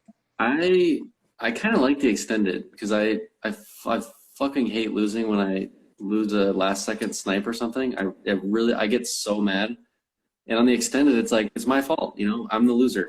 I have to it's like the reality is like, I'm not bidding anymore. I'm going to lose this auction, and you have more time I prefer the extended. I don't know about you. I know a lot of people like the excitement of the snipe. I get it. I'd rather just it's like, would you rather lose in a buzzer beater, or would you rather just lose by 10 to a better team? That's my analogy. Yeah, that's good. Okay. But I can see where they're going with it. That maybe for the actual price, it might be better to force people to put in their highest bid and because the extended bidding, you kind of have to like sit around and wait for it, and you might lose people's attention. So like in that scenario, it might be worse for the seller. Yeah, it's a good point. I think it's pretty neat. I think give it 6 months and let's see. Let's see. Okay. 6 months. Yeah. I need things now, man. WTF Frankie podcast says, Panini redemptions. Is Panini obligated to fulfill redemption if I purchase the card from you or another person, or if I obtain it in a case break or a box of Panini packs? All this being done before the expiration of the redemption. So like, this is actually like, okay, go ahead. Yeah. What do you got? No, I have nothing. I have nothing on this. I don't know shit about redemptions. No, I mean, so maybe there's like an ethical, there's a legal component to this, and then there's also like a hobby normative standards dimension to this. So should Panini fulfill redemption if I put it on eBay and somebody else buys it? And to me, that's a no-brainer. Yeah, they should. It's still a redemption. It traded on the open market. So what? There's a robust market for all products that have redemptions, and they buy and sell in the secondary market all the time. So you get the PSA guarantee when it changes hands, right? Yeah, exactly right. And then this may be in reference to a brief or a legal document that was submitted to a court by Panini's attorneys. And I haven't read it. I have seen some of the discussions surrounding it. Judge hasn't ruled on it to my knowledge. Just the only thing I would say, having a background in law, is that there are lots of legal terms of art. And lawyers often make arguments that are designed to achieve a legal outcome that do not have in mind the public's perception of those statements. So I think one of Panini's arguments essentially boiled down to the fact that there may not have been a contract formed that requires them to fulfill all redemptions. But that, I think the purpose of the legal argument being made there is to encourage a judge to dismiss the case. But I don't think that we can infer from Panini making that legal arguments that Panini would like to not have to fulfill redemptions. That's certainly not in Panini's best interest to not fulfill redemptions. So I wouldn't infer too much from legal terms of art and other arguments that are made in a legal context, because sometimes things in legal contexts are very different than their practical, plain spoken meanings. Okay. Cards and Candy 911 wants to know, why are NT RPAs, National Treasures, rookie patch autographs, when they're numbered to 49, why are they less valuable than the 99s? And will that ever change? Nope, it will not. I mean, the primary reason I would say is that aren't the 49s generally horizontal and like the 99s are vertical? That's one big part of it. And it once again is like we're just going to keep driving this hammer home. It's the hobby history. It's the hobby, rules and traditions in place that are more important than, things that seemingly make more logical sense, such as like, oh, this number is lower than that number, right? And, this player is better than that player, and this set is better than that set visually. It's just a lot more to do with that. And it generally is led by the history and tradition of the hobby. Totally agree. Okay. Dillick Cards has a 3-part question. And then You're going to let this guy do that? He also has a preamble. Yeah, I am, because we've been flying through the questions. So I think we can handle this. Okay. Dillick Cards. So here's his preamble. His preamble is, why are you guys such haters of Kaboom's Lao? And then the first question he has 3, remember. The first one is, you alluded to investment groups scooping them. How is it bad to have more eyes, especially financially savvy eyes, on our card market? How is that a bad thing for its value? So I'm the one who made that comment. So I'll address it, and Josh, if you have anything to add on to it. And I'll just address it very simply. It obviously has a strong upward pressure on the market for those cards in the short term. The concern would be, is that an organic market or is it not? Because if that does not ultimately, if the people who are speculating and buying them up in large quantities right now, if they are unable to successfully pass that baton to the group of organic collectors who are not going to intentionally try to corner a market, but instead are just going to see the card come up and want to pay higher than the last comp, if that baton can't get passed, then the concern is that the market for these cards will be just a middle finger graph. It will go up very rapidly, but then when the return to a normal demand sets in, the cards will just be right back to where they should have been the whole time. That's the concern. Do you want to add anything onto that? Well, yeah, the people that you're going to have a subset of people that get tricked into that hype and they buy into it as a collector or someone that wants to get into it. And then they're the ones that end up buying at peak at the top of this middle finger and then get absolutely clobbered. And then we lose that organic participant in the market and they leave because they're fucking pissed. And also the people who came in and initiated this little process of this pump and dump, if that's what we want to call it, we know those people aren't organic and they don't want to stick around long term. So I also don't care about their investment money. That doesn't actually benefit us in the long run. It benefits us in the short term and it helps hype up one thing. But we know they only care about money, so they're not going to organically stay long term. And I don't care about that investment. Boom. Okay. Question number 2. Kabooms and downtowns are arguably the best looking art of the Panini era. Some younger collectors arguably would be more aesthetically drawn to them than even a Prism Gold, I would argue. And I'll just quickly reply to that and then pass it to Josh if he has anything more. Look, aesthetics are subjective. There are objective components to it. Like, obviously, if I just threw paint at a 2.5 by 3.5 inch piece of cardboard, we could objectively say that's bad. But at a certain point, when the quality is at a certain level, some people are just going to like some things, other people aren't going to like other things. So I can't really argue that. If you like the way that they look, then that's great. And if many other people like the way that they look, even better. That's really all I can say about that. Do you want to add anything onto this about Kabooms and Downtowns being some of the best art to come out of the Panini era? Well, I've actually never said that I don't like the look of them. I'm not a hater on them. I think they're great sets. They're great inserts. They're fine. They're cool. My question back is, like, if that's the case and everyone likes the look of them, why did they 10x in the span of 1 month when their first release of the cards was years and years ago? Like, great point. Great point. Prism Gold have seen this like steady rise over time, and yes, like they've gone up more rapidly in the last few years, but that's more because like the whole market has. Whereas Kaboom has just seen that like meteoric rise in the last 3 months, more tied into the fact of investors, like you pointed out, coming in and cornering the market and attempting to pump the prices up. So that's the reason the that's gone up so much, and not as much of like, oh my God, you're right. I just realized I love Kaboom 10 years later. I forgot. I didn't even notice they existed until today. Oh, I think that's the point of the night. That's a really astute point. And also, some of the people in the chat are mentioning there are other good-looking inserts out there. Stained glass, color blast, some of the other ones that people like the way they look as well. I think when it's all said and done, there's quite a few pretty good-looking Panini cards that are going to be recognized from this era. So, and let me also remind you, a lot of those Kabooms, like 2018, aren't even in packs.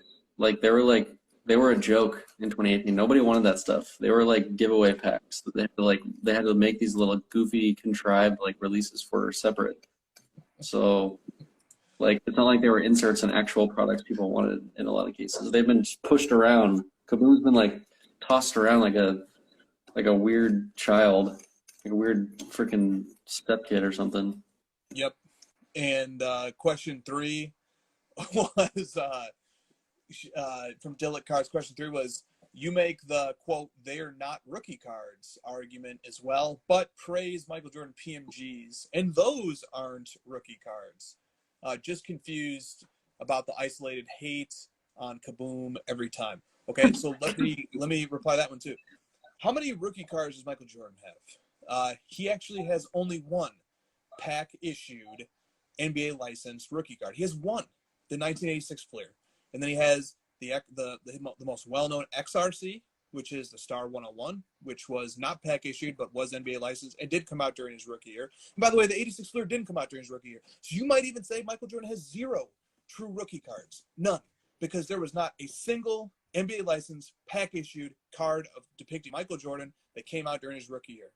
Okay, so maybe you see that he has 1 true and like 5 or 6 XRCs if you include the Interlake and the Nike promo.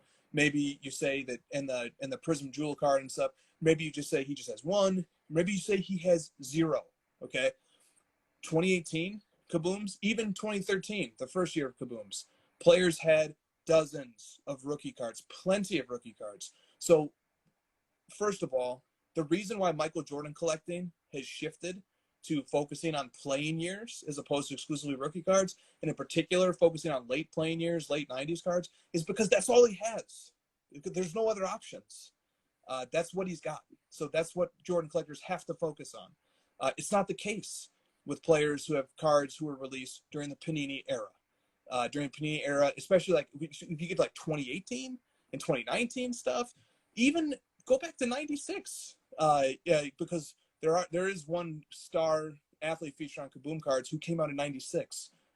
Plenty of very nice rookie cards, even in the year 96. So that's the difference. That's why rookie cards for Jordan is a very unique situation there. Josh, anything to add on that? Yeah, watch one of these guys bring LeBron into the conversation, and I'll get in with you. Let's go. No, I was gonna point out what Publius said, and that Publius 13, and then Christina piled on, was like, if you guys like Kaboom so much and it's so awesome, why do you keep coming at us for the, like, why are you keep making us bring it up? If it's so amazing and so many collectors love it and it's got this huge base, then Chris and I's opinions don't even matter. But it does matter because you're worried that 2 or 3 people are going to bring this whole thing down and you're going to lose a lot of money on this stuff. That's the problem, right? Like, yeah. You're worried that, like, someone's going to point out the fact that nobody actually wants it and you're all just trying to make money. Yep. And so let me just round it out by adding on, as Josh pointed out, and I'll agree, I've seen Kabooms in hand. They look nice. I don't begrudge anybody who likes the way that they look. Second of all, there's nothing wrong with collecting non-rookies. There's no problem with that, by the way. I just took issue with, like, oh, this guy really thought he was going to message me and teach me something about Jordan rookies versus PMGs in comparison to Kaboom. Like, you really thought that was going to happen? Okay, well, congrats. Good. Glad you thought that. But putting that point aside, there's nothing wrong with collecting non-rookies, even in the Panini era. I just showed one of the 2 cards I picked up tonight of an obscure football player was a non-rookie. So there's nothing wrong with collecting non-rookies. Non-rookies are great. No problem with that as well. Dr. Beckett read a letter from a guest on his podcast about a month ago, and the letter went to it had a comment that said, "What do you think about content creators like Josh and Chris, who have been critical of certain types of cards, in particular Kaboom? And by the way, we're critical of all." Oh my God! Okay. How many places is this question going to get asked? They're like asking Jim on our behalf. The question was like, how can these guys have objectively evaluate data when they're saying not 100% nice things about all cards? How can they be responsible for data? And James Beckett came back with an appropriate response. He basically said, look, the market will determine how good they are at evaluating objective data. You can choose to support their content, you can choose to support their businesses, or you cannot.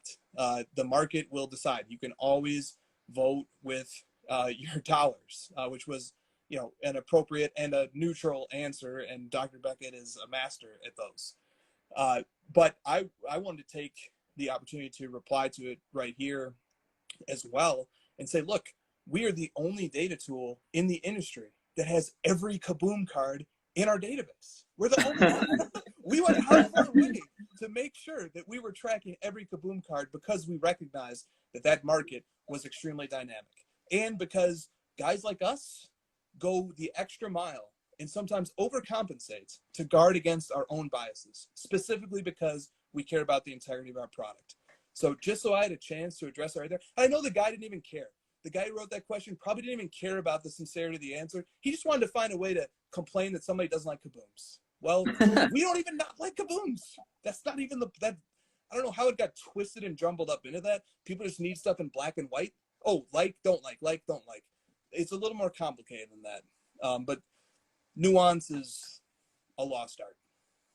I've also found it quite humorous that the question was posed in a frame of like, if they're supposed to be so objective in their data, why don't they think everything's going to go up forever? Shouldn't we be the ones that are not thinking that everything's positive and trying to be a little bit unbiased and point out things that we feel are going against the data and are more emotional and hype driven? Like, that's what we're trying to do. That's like we are unbiased and being critical of these things and not saying so many accounts, dude. All they do is post all-time highs. All they do is think blue skies, everything up forever. There's a ton of that. You don't need all of those. You also need accounts to balance it out. You need people telling you when some stuff is bullshit. You don't have to believe everything you read. And if you don't have some of that cynicism, then there's no balance and everything. We're fucked. So you're welcome. Right on. And we also we have published methodologies for how we vet data. Published. The way we vet data is well known and easily discoverable. And you can always just DM. And I explain this to people multiple times a week, how the process works. It's pretty straightforward. So Kaboom data, any data, it's all vetted the same way. He said, I love the petty move of putting all of them in so you guys could track the middle finger afterwards. That's big brain thinking. I began entering them before everyone who shall not be named started pumping them. They pumped them in the midst of me adding them, which just pissed me off. Thank you. There we go. Okay. Also, so we started it. Look, a lot of people say, yeah, we're the ones. And also, by the way, like, I hope Kabooms do not go middle finger. That doesn't help anybody if that happens. I hope they don't. I would love if they didn't. Okay. Also, like, this got brought up in the chat a few different times. Okay. That Beckett is not a doctor. Yes, he is. He has a doctorate in statistics. You can have a doctorate in topics other than medicine and still be a doctor. He is a doctor. Wait, he doesn't perform surgeries. He can't be a doctor? He has a doctorate in statistics. He doesn't have an MD, but he's still a doctor. Exactly. So, just so we can clarify it too. Like, I'm literally at people like, he's not a real doctor. Like, what do you mean? I bet you that comment came from a Kaboom collector. Probably did. All right. B-ball cards 96. We get this question once every 2 or 3 months, maybe a little bit more frequently. No, Dr. Beckett cannot deliver to baby, but he can deliver some prices. Does he even fill scripts, bro? He's not a real doctor. No, he doesn't give out medicines. You cannot get Valium, even if you see Dr. Beckett. Hey, yeah. Hey, James. Jim, I heard you're a doctor. I need some medicine. Can you prescribe me? Didn't you guys go to college? Did you ever take a class from somebody who had a doctorate? No? I don't know. Medicine. And also, they have really bad student loans. Right, I got it. Okay. They're like, man, you must have tons of student debt, Dr. James Beckett, because I've heard all doctors have massive student loan debt.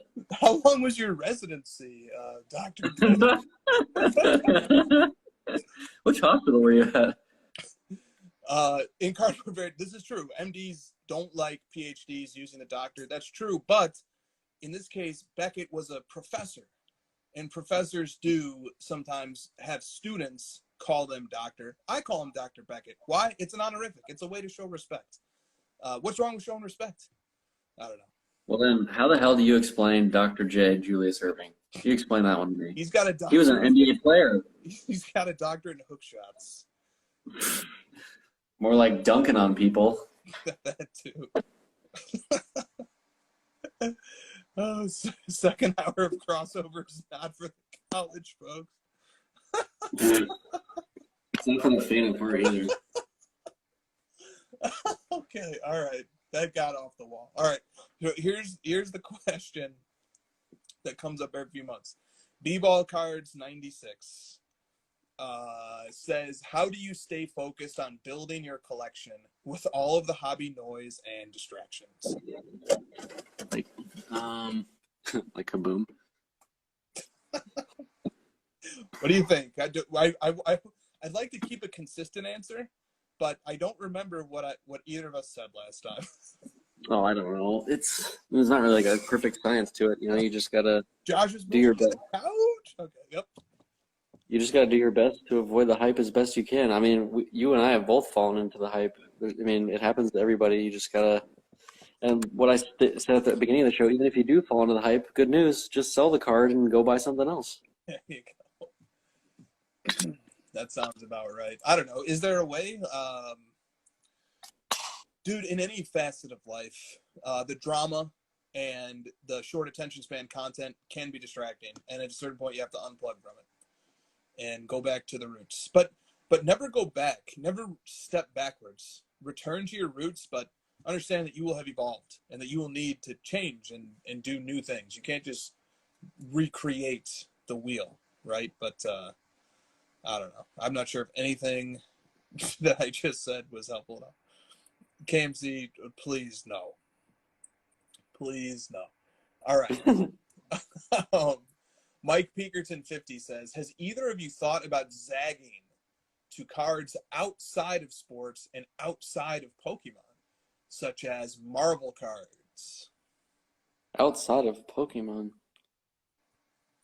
Marvel, I grabbed a couple tennis cards, but it just wasn't for me. Not really, because as I say this pretty much every week, I really like the history and tradition of cards, and I like to kind of stay a little bit.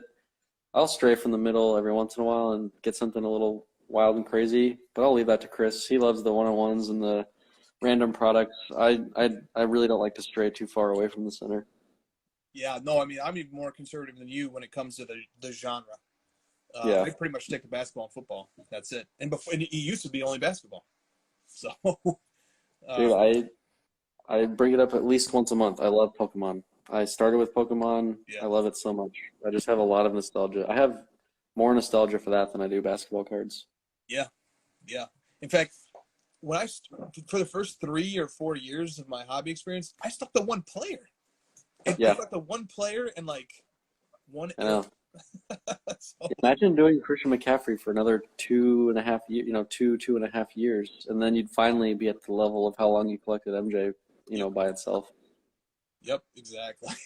Exactly. Okay, so, one thing I do want to shout out, and late announcement, Josh was on the Stacking Slabs podcast this week, which came out today, and Brett of Stacking Slabs did a mail day reveal today of a bunch of WWE cards, and so that was fun. Like he was hyped. Wrestling cards. Or wrestling. Isn't that the like same very thing? few of them? No, God, very few of them were even. It was like AEW and like old wrestling federations, not even just WWE. Wrestling in general. Okay. I did see that live. It was incredible. There was like a bunch of stuff I'd never seen before. Yeah, it was. That's really far from center. Yeah. Okay. Let me just. I got interrupted by comments from South Park. He says, "Did you see that the Panthers are open to trading McCaffrey and picks for Watson?" Yeah, because why would the Panthers want McCaffrey? They were 3-0 with him and they're 0-4 without him. So why don't you get rid of him? That sounds like a very smart move from a highly successful franchise. One player has made Sam Darnold be like, maybe it was the Jets' fault. Now that he's gone, it's like, it's Darnold's fault. Like, what? One player changes that? Okay. Two-way players says, talk about how some Marvel, I put this together, two Marvel questions together. Talk about how some Marvel PMG greens are selling for as much as a Michael Jordan retro PMG green. And by the way, I don't know if that's true. I did not look that up. So, but assuming it is true, just wanted to acknowledge it. I apologize to anyone who collects those retros, but those are terrible.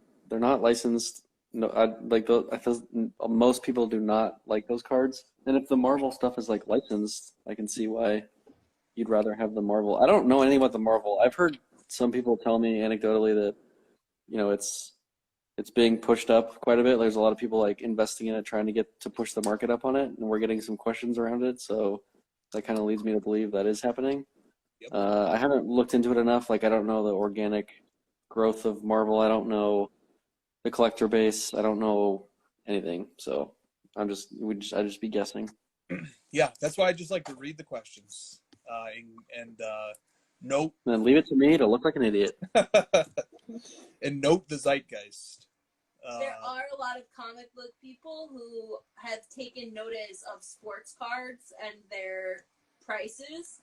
So I could see them starting to enter the card market via the avenue they know. Stick to what you know. Which is Marvel. Definitely. So there could be some organic growth there, but like Josh said, we haven't studied it. Sports Card Poppy, I believe we did answer your question earlier in the episode, buddy.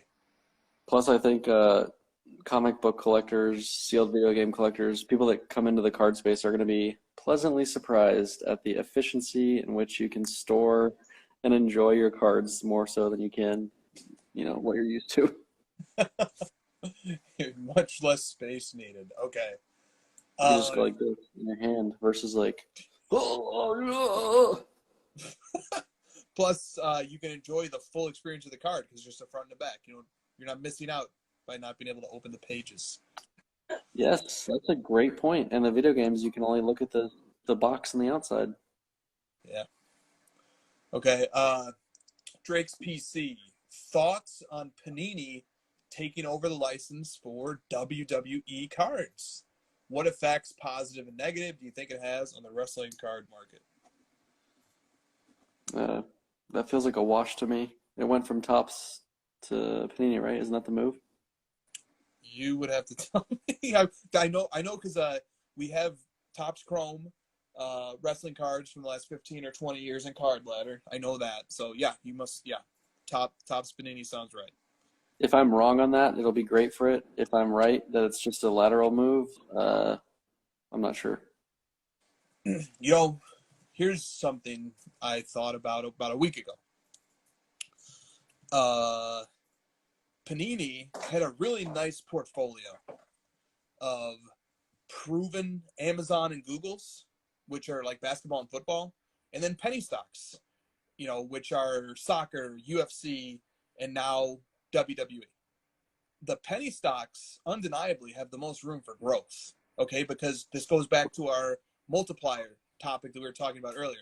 The hobby 10xing over the last 5 years is in real dollars the same thing as a 2xing over the next 5 years. It could result materially to the same amount of absolute dollar growth. Okay, well, same thing with these penny stock sports. Football market 2xing, might, let's just arbitrarily say it goes from 1 billion to 2 billion. That's just a 100% increase. But for a sport like soccer, to get to a 1 billion increase, it might have to 100x. It might have to literally grow that much. So they have these like penny stocks where they might see rapid, enormous amounts of growth if one sport catches on. And Weekend Update made a comment on one of our posts where he said, look, but nobody cared about basketball cards until Shaquille O'Neal came around. And his point being that, look, one great prospect or one great cultural transformative moment can trigger something in cards. A lot of things have to go right. You have to have Michael Jordan and Penny Hardaway and Chris Webber and Grant Hill, and you have to have that whole era to follow on the heels of Shaquille O'Neal. But a lot of things went right, and it made basketball cards a staple of my youth. And maybe that same thing can happen with WWE, or maybe the same thing can happen with F1. Maybe the same thing can happen with soccer or with UFC cards. So Panini's portfolio, even with this WWE move, is very heavy on the penny stock categories of the hobby. And you know what else I noticed as a result of that? Fanatics is very light on the penny stocks, and they're heavy on the Googles and the Amazons. So I think it's a really interesting move, and I love that Panini is not hanging its head and walking away, but Panini is getting in the dirt, and they're fighting, and they're moving on, and they're just onwards and upwards for them. So You need to take more hikes, bro. You're big brain tonight. I've been thinking. Okay, big brain. That was great. Okay. I don't think I haven't heard anyone else talk about that kind of stuff. I mean, most people can just kind of laugh at Panini, right? Like, oh, you lost licenses. And they're like, yeah, watch us turn WWE, F1, UFC into these heavy-hitting collectibles, right? Like, just because they're not – and those sports, by the way, are very, very popular on their own. Like, we might laugh at them in the collectible space, but in the, like, grand scheme of popularity in the world, they're massive. And if Panini can make some right moves and they can build a collector base around it, who knows? Yeah. Yep. They also have a lot of experience that Fanatics does not have, so don't discount experience as well. I would trust someone that's done it for, what are they at, like 12 years now of carrying, these big products, these big name brands and stuff, like, and they have the distributions, they have the printing mechanisms, they have marketing in place. They have the brands. They have the Prism brand, the National Treasures brand, the Immaculate brand, the Flawless brand. Select, Optic, which has all the brands. Yeah, they have all the brands that they built over the last decade plus. Yep. And they probably got, like you said, penny stocks. They got that shit way cheaper than Fanatics had to pay for NBA. Totally. MJA 3415 would like to know, is the 1990, I appreciate the bluntness of this question, is the 1996 Skybox EX2000 Kobe undervalued? Low gem rates and unique card. So let me use this opportunity to pull up Card Ladder. If we're gonna discuss whether something's undervalued or not, let us shill for our product while we do so. So this is the card in question. The 1996 EX2000. This is a Kobe rookie card. I'm looking at the PSA 10, which has a population of 24 and which has a value of 51 grand. It last sold for 49 grand. Let's just refer to that. The last sale was 49 grand a week ago. So is that undervalued? Well, that's a lot of money. The PSA 9 has a pop 758, sells for $1,400. The BGS 9.5 sells for $9 grand, has a pop of 26. Just a 5x multiplier there, nothing to see. Well, the issue with this card is it's going to be severely limited in its in its ceiling by the fact that there's a parallel to this card. So like Mm-hmm. most people that want to have the 96 Kobe Bryant EX want the credentials at a 499, which is not an impossible card to get. 499 is a pretty sizable print number. So like because this card exists and people know the credentials exist, that's serial numbered and extremely sought after by Kobe Bryant rookie collectors. I don't the base is going to be limited by that. It's going to be handicapped. Yeah, I mean the Kobe credentials BGS 885 is in the 20 to 25 grand range. Right. For the This is a huge card. This is like one of his only serial numbered rookie cards. This one and like his legacies. It just looks awesome too. I love that card. I know there's some controversy with Kobe collectors as to how important this card actually is as a rookie. I think it's awesome looking. And one of the 499s, which is Pop 4 is a PSA 10, sold for over 600 grand. Over 600 grand last week with Golden Auctions. Yeah, undervalued, right, Chris? Say that with a straight face. So I think the only thing we can conclude is that this card and its parallel are undervalued. After all that, this card, that little section that we went into, that research we just did on that card is kind of what makes me a little bit nervous about the card market. It's like, people are spending a lot of money on this stuff, and it's like, how can you 3x this? How can you possibly 3x something that's 600 grand? And that's why when that stupid, I don't want to get into NFTs, so we'll stop it here, but when that NFT that sold for $500 million, right? It's like, dude, literally there's like 4 people in the entire world that can afford that. Like there is a ceiling to like how many multipliers this thing can go to. So if a card sells for $5 million and you're like, I would love for this card to 10x. So you're literally saying you hope this card gets to a place where like 4 people on the planet can afford it. You also have to think about like the peak at which like humans can even afford to buy this thing reasonably. If you want to go down that route.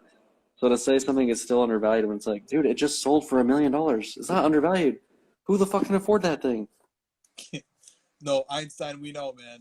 We know that was a sham sale. And Josh, I love the connection because that's exactly right. Those guys, the NFT, what's the opposite of a dinosaur? The NFT evolved species of the evolved species that collects NFTs needed to keep on showing those 10x's. And the way that those returns compound is that, if an NFT is increasing 10x every week, it's going to be $500 million in a month or two. And it's like, oh, Jeff Bezos bought that? Like, oh no, it's some guy I've never heard of. Well, I guarantee if someone buys something that's that silly for $500 million, it's gonna be a Bezos or someone that has like multiple billions where it like they don't even notice it. It's not someone that is worth a measly 600 million and put their entire net worth into one thing. That's not happening. It has to be someone in the multiple billions. Yep. And look, Einstein says fraud, not manipulation, big difference. Agreed. And also, to people who may hold the idea in their minds that because you own certain assets in a crypto wallet, even one that's detached from the internet, that somehow that insulates you from being able to be compelled by a court of law to turn over that information as evidence. Well, they don't give a damn if it's password protected or not. If that's evidence of a crime, you're going to end up giving that over or being in contempt of court. So good luck. The person who asked the question about the Kobe is clarifying, and he's defending himself rightfully so. He said the PSA 9 is only 1,300 and has a gem rate under 1%. I just think that 9 is undervalued. That was the question. I didn't ask it. Yeah, we didn't mean to like jump down your throat on that card, and we kind of took it. We took it, on a tangent. So he's saying that like, oh, the PSA 10 sells for 50 grand and the 9 is only 1,300 because the pop is just so insane. Yeah, and look, we were talking a little bit earlier about look at that cards that went up super high and now have retreated. In February, this card was $9,000, and right now it trades at around $1,300. So Dude, I love buying cards like right where it's at today after it does that kind of thing. Because like it's obviously it got way too high, way too fast, and it's not real and it's not organic. But like somebody had some belief at some point, like a group of people that like this thing is worth 9, and now I'm able to get it for 1,300. Like that makes me feel good about like I got this thing at 1/9 the price of someone else.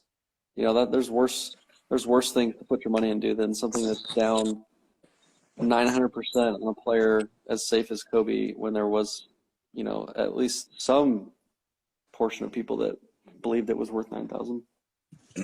Good. All right, that was a well-rounded discussion on that card. And no matter whether it's undervalued or overvalued, what a nice card. When we were at Bleecker, Nat Turner was opening a box on Instagram Live with Star Stock of that product. And that is one of the all-time great products, in my opinion. So if you own one, congrats. And if you're looking for one, hope you're able to get it at a good price. All right. In cardboard. On that topic, though, yeah, I wanted to hit one more thing where, sure. We're in a world where everyone wants 10s, gems, 9.5s, 10s, 10s. And if you're a collector and you just like want to, build out a really nice rookie set, or you want to have like all your favorites, if you buy 9s, you can save so much money and you can really build out your collection a lot better. And the nice thing about 9s is that in a lot of cases, they still follow the same percentage growth trajectories as 10s. I know that 10s like usually outpace them on like investment type like blue chip cards. A 10 will generally perform better in ROI, but there's a lot of examples where 9s and 8s perform better percentage wise, and you're able to get it a lot cheaper. So it's like, yeah, you're not making the same dollar amount increases in gains when a card goes up in price, but you can get the same percentages and have the ability to get more cards and be able to see that growth across owning a lot more cards. Nailed it. Absolutely nailed it. Okay. In Cardboard Veritas, going back to Fanatics for a second, says, what has you most nervous and most excited? Most nervous and most excited about Fanatics' planned hobby insurgence? I mean, it's the same answer, the unknown. He's most nervous. That's good. Wow. That's. I wish I could answer a question that sharply and concisely. I went for a hike myself today, bro. We got 2 big brains on the show. To not be like an arrogant prick and give you that short answer, I'll give you a little bit longer answer, which is that like I am a little nervous that they'll just like overprint stuff and like go crazy and like not stay true to sort of the foundations of what makes cards great, and they're just sort of make their own rules and get cocky about it, like, oh, we're Fanatics, anything we pump out is going to be great. They're going to pump out too much and it's going to be stuff we don't like. The positive is that they do a better job. They bring back maybe they hit on nostalgia better than Panini did. They reduce the amount of parallels and make it more collector based, and they focus less on hit and like breaking and more about like set building and collecting. There's a lot of things that could be better, like in my opinion. They don't do sticker autos. They fix this redemption problem. Like there's a lot of positives they could do. That's a better answer. Totally. Most excited for me is the growth potential that Fanatics can bring. Yeah, good. That's great. Sports Card Nonsense wants to know over under 1.5 the amount of pants being worn between you two. Well, I'm here to let you know we've hit the under, Mike. No, I'm just joking. I've got pants on. Okay. I'm most excited. It's awkward to start talking about growth after that. I'm most excited about Fanatics' ability to grow. Oh, shorts! Nice. I guess I better show and prove now. I've got my... I can't even picture you owning any other pair of pants. That's all I got. One pair. It's the same pair. I got a Christina laugh. Like you got the first Christina laugh of the night. Wow. Boom. Let's go.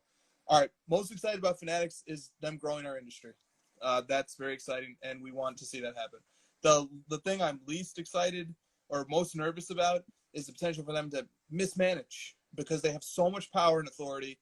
I hope that they do not disrupt the hobby ecosystem as it exists, and I hope that they allow entrepreneurs to continue to flourish and have skin in this game because they really need it. We really need it. It's an important driving engine in this industry. We've talked about it elsewhere in other episodes in more depth. All right, guess the grade 3 wants to know, is he on account number 3? Are we in the junk slab era yet? I think we're like pushing through this junk slab era, right? Like they're just not getting as much right now, or they're not accepting submissions. Like right now, we're just sort of like we're like in the eye of it right now. We just got to kind of power through, but we definitely haven't. There's a lot of junk slab. Like I was last night bidding on stuff, and the last couple nights bidding on PWCC. It's like some of the there's a lot of slabs that sold for $10, right? Because that was their minimum. And if anyone bid $10, you'd get it, right? If it got to when extended started, if you're the only one that bid, you just win it at $10. And it's like you can't even grade cards for $10. This slab alone is worth more than the card that the entire auction went for. That's when you know it's like, all right, maybe there's too many slabs. Dude, okay. I love that point because one of the cards that I added to Card Ladder today was this one. Because it was at the top of the submissions list. And what are you going to do? If it's up there, it's up there. The Ryan Mountcastle 2021 Topps. This came out in 2021. This is a 2021 product. Ryan Mountcastle base PSA 9. It sells for $26. Okay? It costs $150 at the cheapest to grade with PSA right now. Okay? Even the PSA 10 is $77. So, Right. I don't know. Those must have gotten graded before March or something. I just was like, this card is worth 1/7 of the process that it costs to get it put in that piece of plastic.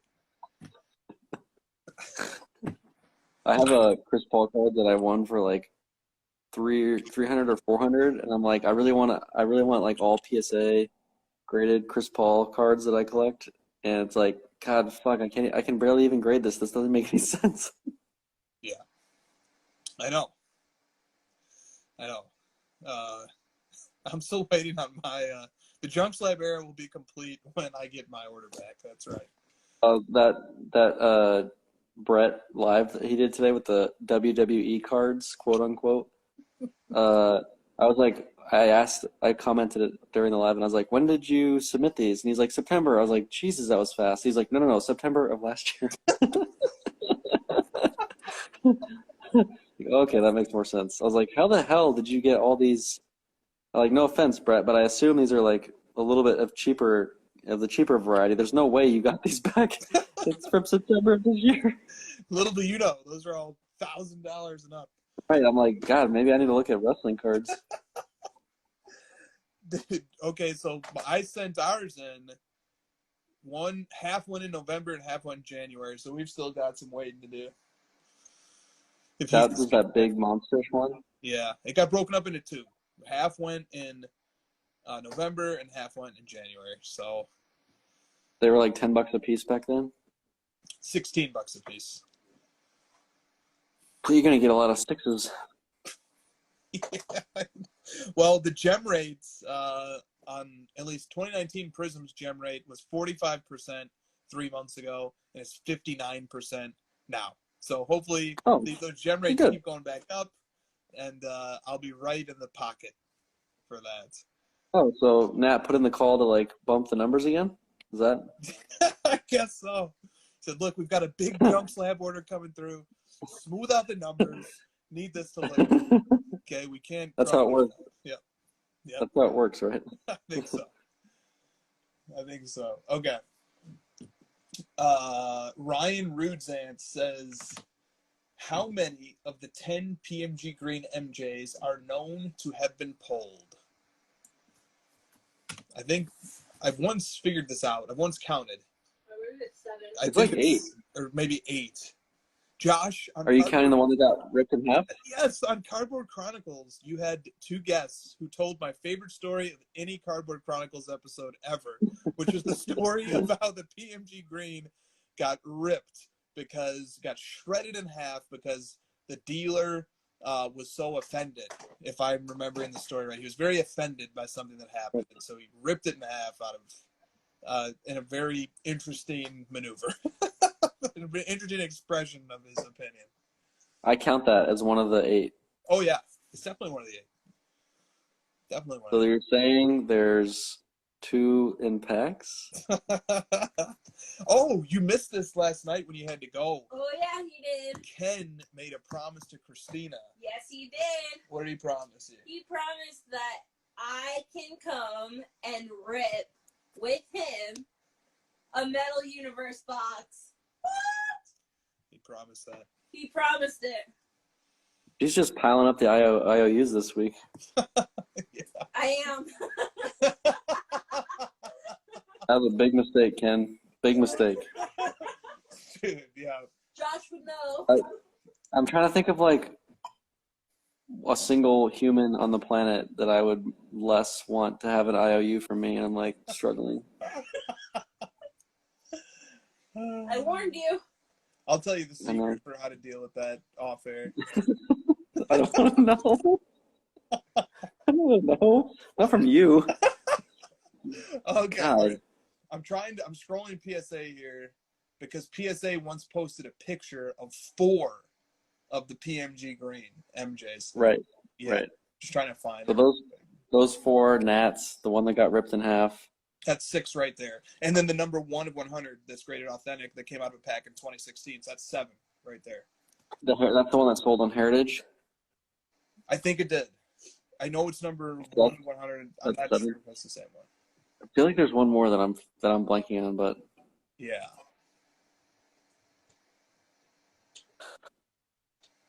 Yeah. I saw a picture of 5 of the penny green PMGs once.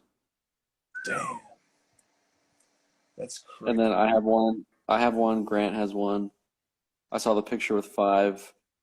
I know someone else that has one. I at one point knew where like 9 of them were. It was crazy. Now, one person owned all 5, or they just all got together?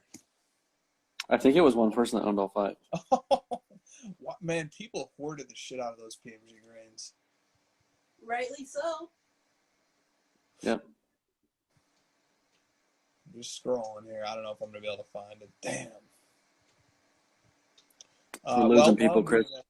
Let me queue up another question. The last question. This is the last question that came in this week. Look at that. Finish it in exactly 2 hours. Cardi C Sports Card says, PSA custom set registries. Let's make it happen. That's all. What does that mean?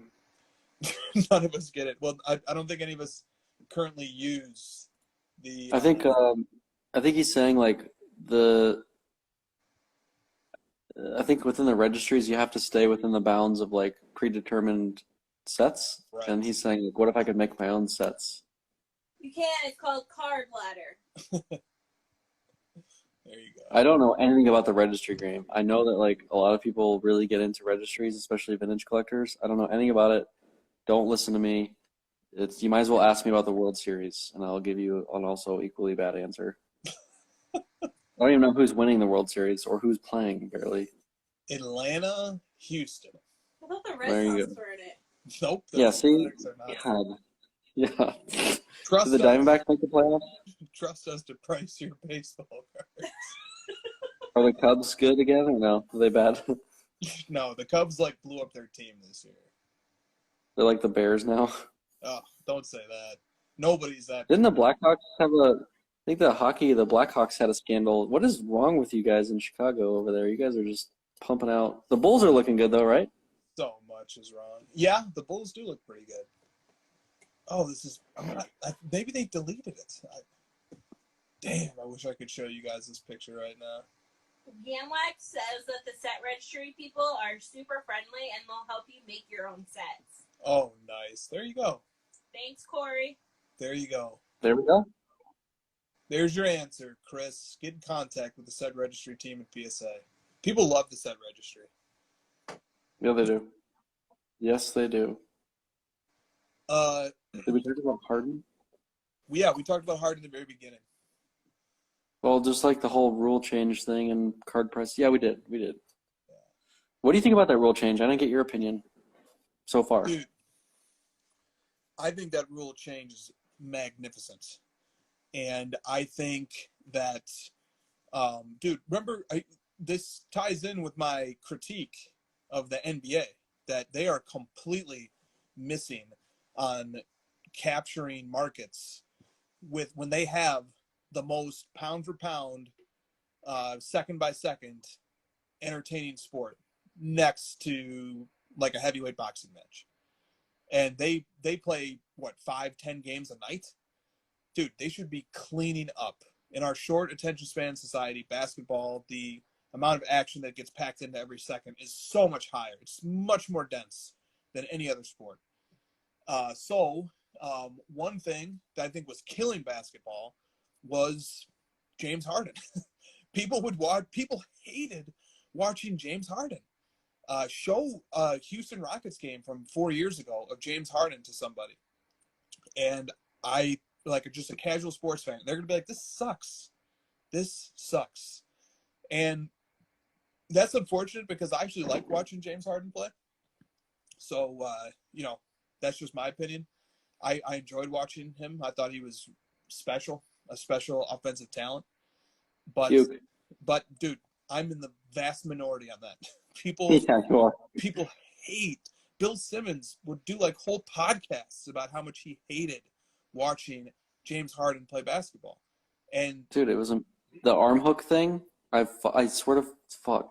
Stop. That is the most bullshit fucking play. The guy's there's pictures of defenders putting their arms behind their back guarding him because they literally, if they put their arms out to, they put their arm out to defend, he will just grab their arm and go to the basket. Right. Yes. So that, the flopping, the jumping into 3-point shooters, the 3-point shooters jumping into the defenders, dribbling beyond a defender, and then just stopping and making them run into you. Yeah, all that stuff just made people lose respect for the sport. Or Trae Young. Not enjoy watching the sport. Go ahead. Well, he didn't just stop into and make defenders hit him. He would jump back into defenders to get the foul. Exactly. That was even worse. Exactly. So people hated that. And the NBA improved its product by removing it. But I think they may have taken it a little too far because guys are actually getting mauled out there right now and not getting calls. And that could get dangerous. So maybe they need to draw it back in a little bit. It's if a guy gets hit on the arm while he's shooting, you can call the foul. Right. But no, I think mostly it's fantastic. The spirit of the rule is very obvious. It's don't call the fouls where it's come on, they're just but still call regular fouls. That. No, I think we all agree on that. Yep. But this is what I love about the NBA. And when the whole Donald Sterling thing happened, they fixed it so quick. The NBA is the best at if something is bad, we will make it better immediately. Where it's baseball is well, we get that people don't like it, but it's part of the history of the game. And it's even I feel the NFL kind of we all hate the replay to a certain extent. Why don't they just do what everyone wants? They complain about overtime and they kind of fix it, but not really. Yeah. And the NBA is no, we're going to do exactly what everyone wants, and it's going to be fixed right immediately next year. This thing is fixed. I love it. Totally. I agree, man. I completely agree. It's a very good rule change. And look, these players will adapt too. Yeah, exactly. Everything. There's a lot of overreacting going on. Remember when the Packers, in football, one game is about 3% of a season or so. Is that right? What percentage of an NFL season is one game? 17. That's 33 games, bro. Yeah, 6%. Right. 6%. Okay. Yeah. 6%. Exactly. 6%. Okay. So in the NBA, we have played the equivalent of 6% just today. We're just getting to 6%. One game. Okay? One game. Yeah. Yeah. So one game in the NFL is equal to like about 5 or 6 games in the NBA. And we're just not getting one game. And you remember after the Packers lost to the Saints 38-3? And everybody's like, oh my God, Aaron Rodgers, he was so melodramatic in the offseason. They've ruined the team's chemistry. They're going to have to trade him. This team's terrible. Aaron Rodgers is over the hill. He should have, signed an extension with them now. He has no value. He's untradeable. Denver doesn't want him anymore. His career's over. After one game and one loss, they have now won 7 straight games. Okay? And they're now 7-1. And Aaron Rodgers is yet again a leading MVP candidate. And he's putting up incredible statistics. And he just beat, and granted, Arizona should have won that game. They did everything right, but the damn last pass. But they just beat the best team in football. And I'm not saying they're better than Arizona, but they just beat Arizona, and they did it without Devontae Adams, without MVS, and without Lazard. And so Aaron Rodgers did it, all right, a lot of it. And everybody was overreacting to week 1. So chill with the overreactions, if that's possible. Like, let's not overreact. The one game in NFL is the equivalent of 6 games in NBA. Let's not overreact, all right? Let 8 games worth of NFL equivalent to NBA go by, and then form opinions. So what about Jason Kidd, though? Jason Kidd should have been fired 5 games ago. Oh, got him. Oh, I can't stand Jason Kidd. Yeah, I'm going to overreact. I'm going to selectively pick when I get to break my own rule. And I hate Jason Kidd right now, passionately. I think, okay, the Mavs traded Seth Curry for Jason Richardson. And that was a huge downgrade. Josh Richardson. And that was a huge downgrade. Richardson couldn't do anything on offense. And like now, when I think about what's one player I would love for Luka to be playing with, like a role player, it's like Seth Curry. Like, that's the one guy, and they traded him. But the downgrade from Rick Carlisle to Jason Kidd is worse. It's worse. I can't believe it. Talk about overreactions. Okay, so what? You lose to the Clippers in 7 games in the first round when Kawhi Leonard plays the best playoff series of his career. Okay, you lost in 7 games. So what? That doesn't mean you blow the whole thing up and bring in Jason Kidd. Talk about overreactions. That was an overreaction. And, oh, my God. Jason Kidd has taken what was one of the best offenses in the league and turned it into the worst offense in the league with the same players. The same exact players. And now they are terrible. They don't even practice offense. I can just tell. They don't even practice. These guys, there is nothing. They are out of step with each other. It's terrible. It's awful. Fire Kidd. How many points did they score tonight? Like 76. 76. The starters scored like 40. It was terrible. The starters have like they're negative. Their per 100 net rating is like -20. And they played, of the 5 teams they played, 3 are terrible. It is an abomination. But the Packers did get blown out by the Saints. So I'll give it time, but I just don't see, like with Aaron Rodgers, you can say, oh, I see how this could turn around. This guy's been great for 20 freaking years. Jason Kidd has been a mediocre to terrible coach everywhere he's gone. I don't know how that's going to turn around. Luka, just rip the Band-Aid off and ask for the trade now, man. Just get it out of the way now. All right, you feel better?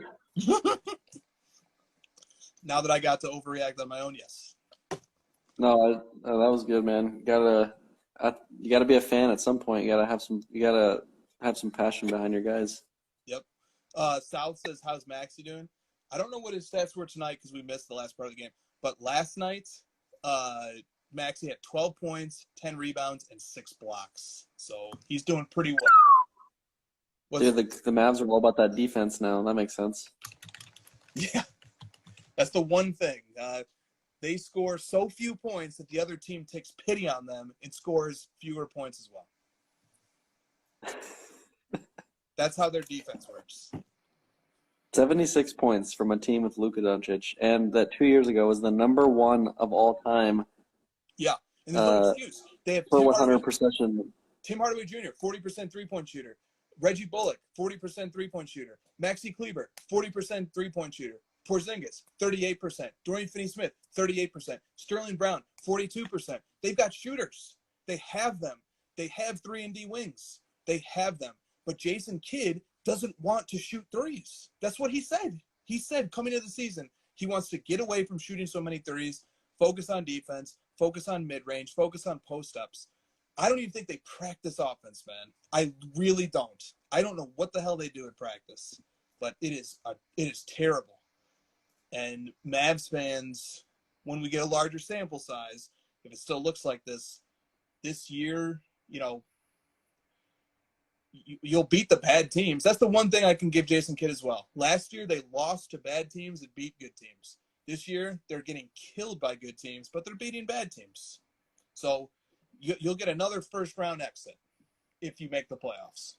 Let's get Rick Carlisle back and keep Jason Kidd as assistant and have Jason Kidd coach the games against the bad teams. Wow, okay. You did take a hike today. That is... I like how you pose that. Go take a hike, bro. It has so much great depth to that. That phrase has so much meaning to it, Go get smarter and also, get the fuck out of here. Yeah. Maybe just like a quick little walk, maybe not like a full blown get in the car and go somewhere and hike. Just walk outside your house and walk down the street, Get some oxygen going to the brain. It's probably freezing where you're at, right? Isn't it cold there? It was in the 50s today. You know what the high was here? Just guess. 90? 84. 94. In November, in October, in the day before Halloween, and it's summer heat. It's a total outlier, but yeah, it would just happen to be that today. Right. It's usually about low 80s right now, but yeah. Well, this is where it pays to live in the desert during these months. Plus, you're not far from vegetated areas either. I've never heard that. That's great. Sounds like VeggieTales. Westbrook for Kyrie trade? Oh, no. I shouldn't. Oh, my God. Yeah, do you want me to go off on my Lakers Yes. tangent tirade? They I don't know. beat a good team tonight, so. They beat a good team. They beat the fucking Cavs at home. Dude, the Cavs are good, man. No, the Cavs have 12 7-footers. They're not good. Dude, they're good. I'm telling you. I like the Cavs. Yeah, whatever. That they lost. They were up by 26 over the fucking Thunder, who haven't won a game all year, and they lost. I was like, you gotta be shitting me. How are you losing this game? Russell Westbrook has 12 million turnovers. He got the quadruple double, didn't he? I'm trying really hard not to overreact to Westbrook being terrible, but I did send the only Westbrook card that I bought to auction last week because I'm already tired of looking at his face. Oh, you made the right choice then with CP3, didn't you? Not really. The Suns are worse. They fucking are 1-3. They suck too. Damn, everybody sucks, huh? Our 3 teams suck. At least you've got a football team. Yeah, but now they lost and Watt's out for the year and Murray's hurt. That's NFL for you, man. Yeah, I guess Watt, when we were talking earlier in the week, I was like, does Watt really make that big of a difference? But he may have. He was the number 4 Pro Football Focus defensive lineman in the NFL. Damn. That's impressive. He was behind Aaron Donald. It was interior lineman, sorry. It wasn't all linemen. He was number 4 PFF interior lineman. It was Aaron Donald, Cameron Hayward, and some other huge name. I can't remember the third guy, but it was oh shit, he's amongst the elite. Fuck. No doubt. True, Spurs Cards 21. Very true. What'd he say? He said, how can I say the Cavs are good with a small sample size? Dude, this is why I should only collect retired players, because this stress is just too much of God, this guy's playing is I have to root for him more than I normally would because I have his cards and it's so stressful. I know. But it's fun Like when it fantasy, goes but well. worse. Yeah. It's fun when it goes well, though. Yeah, it's just that like in the What about spirit this? of overreacting, it's never all good and never all bad, right? Like What if? it'll change. What if there's a player out there who was already like solidified as one of the two best at his sport, Yeah, I know. but was still on a great team that was contending and was still the best player on that team? In fact, that team had the second best title odds of all time. What if we could what if that existed? We could just collect that. That would be nice. Or collect pictures of little monsters that don't have any ups and downs. It's just like they just are what they are. You just collect fucking Yu-Gi-Oh and Pokemon Charizard and can't tear an ACL. did someone say that? That sounds like a Gary Vee line. It's that line belongs to one of the Card Talk podcast episodes. Yeah, see? Yep. It's like a branch of Gary Vee. I knew it. Your Gary Vidar went off at just the right time. No. It's like the Popovich tree. It's like that sounds like a Popovich thing. No, it's like it's not. It's, it's one of his like assistants. Well, same thing. Yeah, like the Belichick coach. Right, the tree. Yeah. Well, very good. That's you nailed it there. He like sits there and thinks of all these like really cool phrases to say to like get you excited about whatever market he's into. Yep. That's genius. Marketing. Let the marketing games begin. I'm gonna sit down and spend a good solid day writing up notes about why you should invest in CP3, and I'm gonna come up with some like big brain stuff. I'm gonna do it while I'm walking. That's the genius of this. I'll write it on top of the mountain. That's good stuff. All right. I think it's about that time. Card Talk took it from PokeMonster89, who writes for 137, Gary's brand. By the way, 137 PM has put out some great content last week using card ladder data, and I appreciate them giving us the nod and the link and using the data and making great use of it.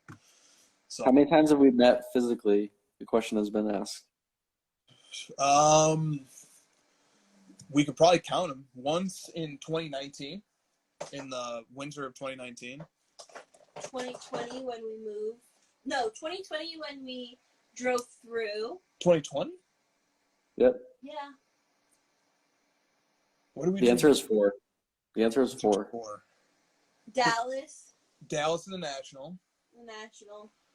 That's it. September when we went out for lunch. Oh, yeah. That was quick. Yeah.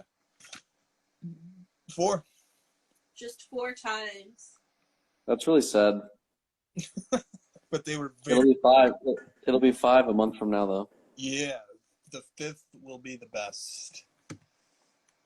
The 5th will definitely be the best. It's coming up, too.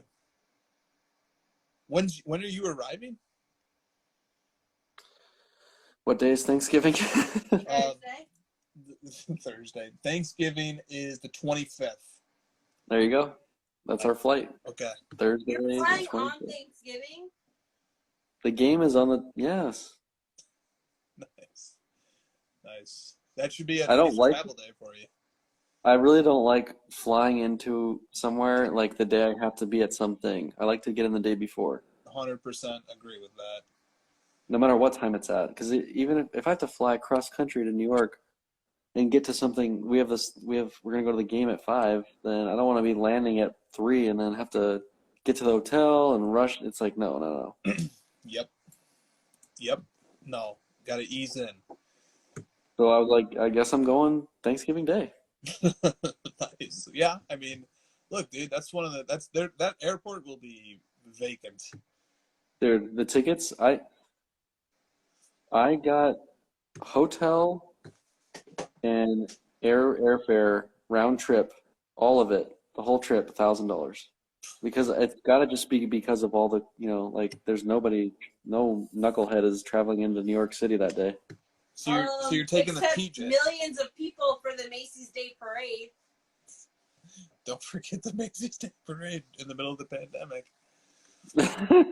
People watch that on TV. Do they even do that? That's a freaking pilgrimage. It's a Dude. pilgrimage. That has got to Nice be the biggest Thanksgiving word, snooze by fest. the way. You're welcome. What did you say, buddy? I would never watch that parade ever. It's so boring. It's not really my cup of tea. I would rather watch the World Series. Oh, okay. You didn't have to go that low, all right? Oh, wait, on the Macy's Day Parade or the World Series? Either one. Is that we just like lost all of our baseball like supporters. Dude, we love it. Did you ever play baseball? Nope, never. That's the only sport I've never played. Wow, damn. I played baseball my whole childhood. Fun That sport. explains a lot. Yeah, thank you. Thank you. Good sport. Actually, when I worked at GoDaddy, they were like, "Hey, we need someone to fill in for our softball team." And they're like, "You look like you're kind of athletic." I'm like, "Sure." And they're like, "Just please, we need to fill the spot. We need you to play." I'm like, "Literally, I've never played baseball. It's going to be a complete disaster." They're like, "We'll put you in right field." Okay. And they put me in right field, and they're like, "No one's ever going to hit it to you. That's like where all the idiots play. Like, you're just going to stand there." And the very first fucking batter, guess where he hits it? Right at me in right field. And I've never even taken a fly ball in my life. And it's coming at me, and I'm like, "Oh my God, what do I do?" It just like went over my head. And everyone's screaming at me, and they're like, "What the fuck? Like, get the fucking ball." Like, I told you I've never played. Dude, If you want to play basketball, I can contribute. That's horrible, man. That's like mortifying. At least you were an It's adult. really, Yeah. Imagine it's going embarrassing. as like a 12-year-old or something. The rest of the time, I'm like, "Can we please play basketball so I can embarrass all of you at something? You fucking Like bitch." now you guys have to play a sport that I am good at. Right. It That's was horrible. one You time. should, moral of the story, softball's terrible. Dude, apparently, like, the entire strategy of softball is, like, have a good shortstop and you win the game. Because, like, every ball just gets hit to the shortstop, and if your shortstop's good, you just, like, you win. And if you don't, you lose. Actually, softball, shout out Kelly Rangham. Damn, where is his softball card? There's one softball player that I really respect. His batting average is over 800. Well over 800. So, He's in the softball Hall of Fame. he's in the softball Hall of Fame. I was 1-for-1 hitting Nice. Okay, you have even a better record than he has. because I started batting, and then they put me in right field, and they didn't let me play after that. Got it. Yeah, big rings. There we go. Okay. When we reach softball, we have successfully completed another week of the crossover. So, all right, guys. That's going to do. Any final thoughts, Josh? Take some big brain walks tomorrow. Fuel up with your big brains and your fresh air. Go take a hike. Take a fucking hike. Chill out on Kaboom. Relax. We don't hate it. Nice. And don't overreact. Damn, there's the recap of the show right there. All right. See you guys next week. Card Ladder, the best sports card app on the market. The future of sports cards is here. Card Ladder is the 21st century price guide and market analysis tool for sports cards. The best tools to help you track your cards. Watch the trends, stay informed, compare cards, and track the growth of your personal collection, all in one simple and intuitive platform. Join the innovators, not the imitators. The future is here. The future is now. Card Ladder.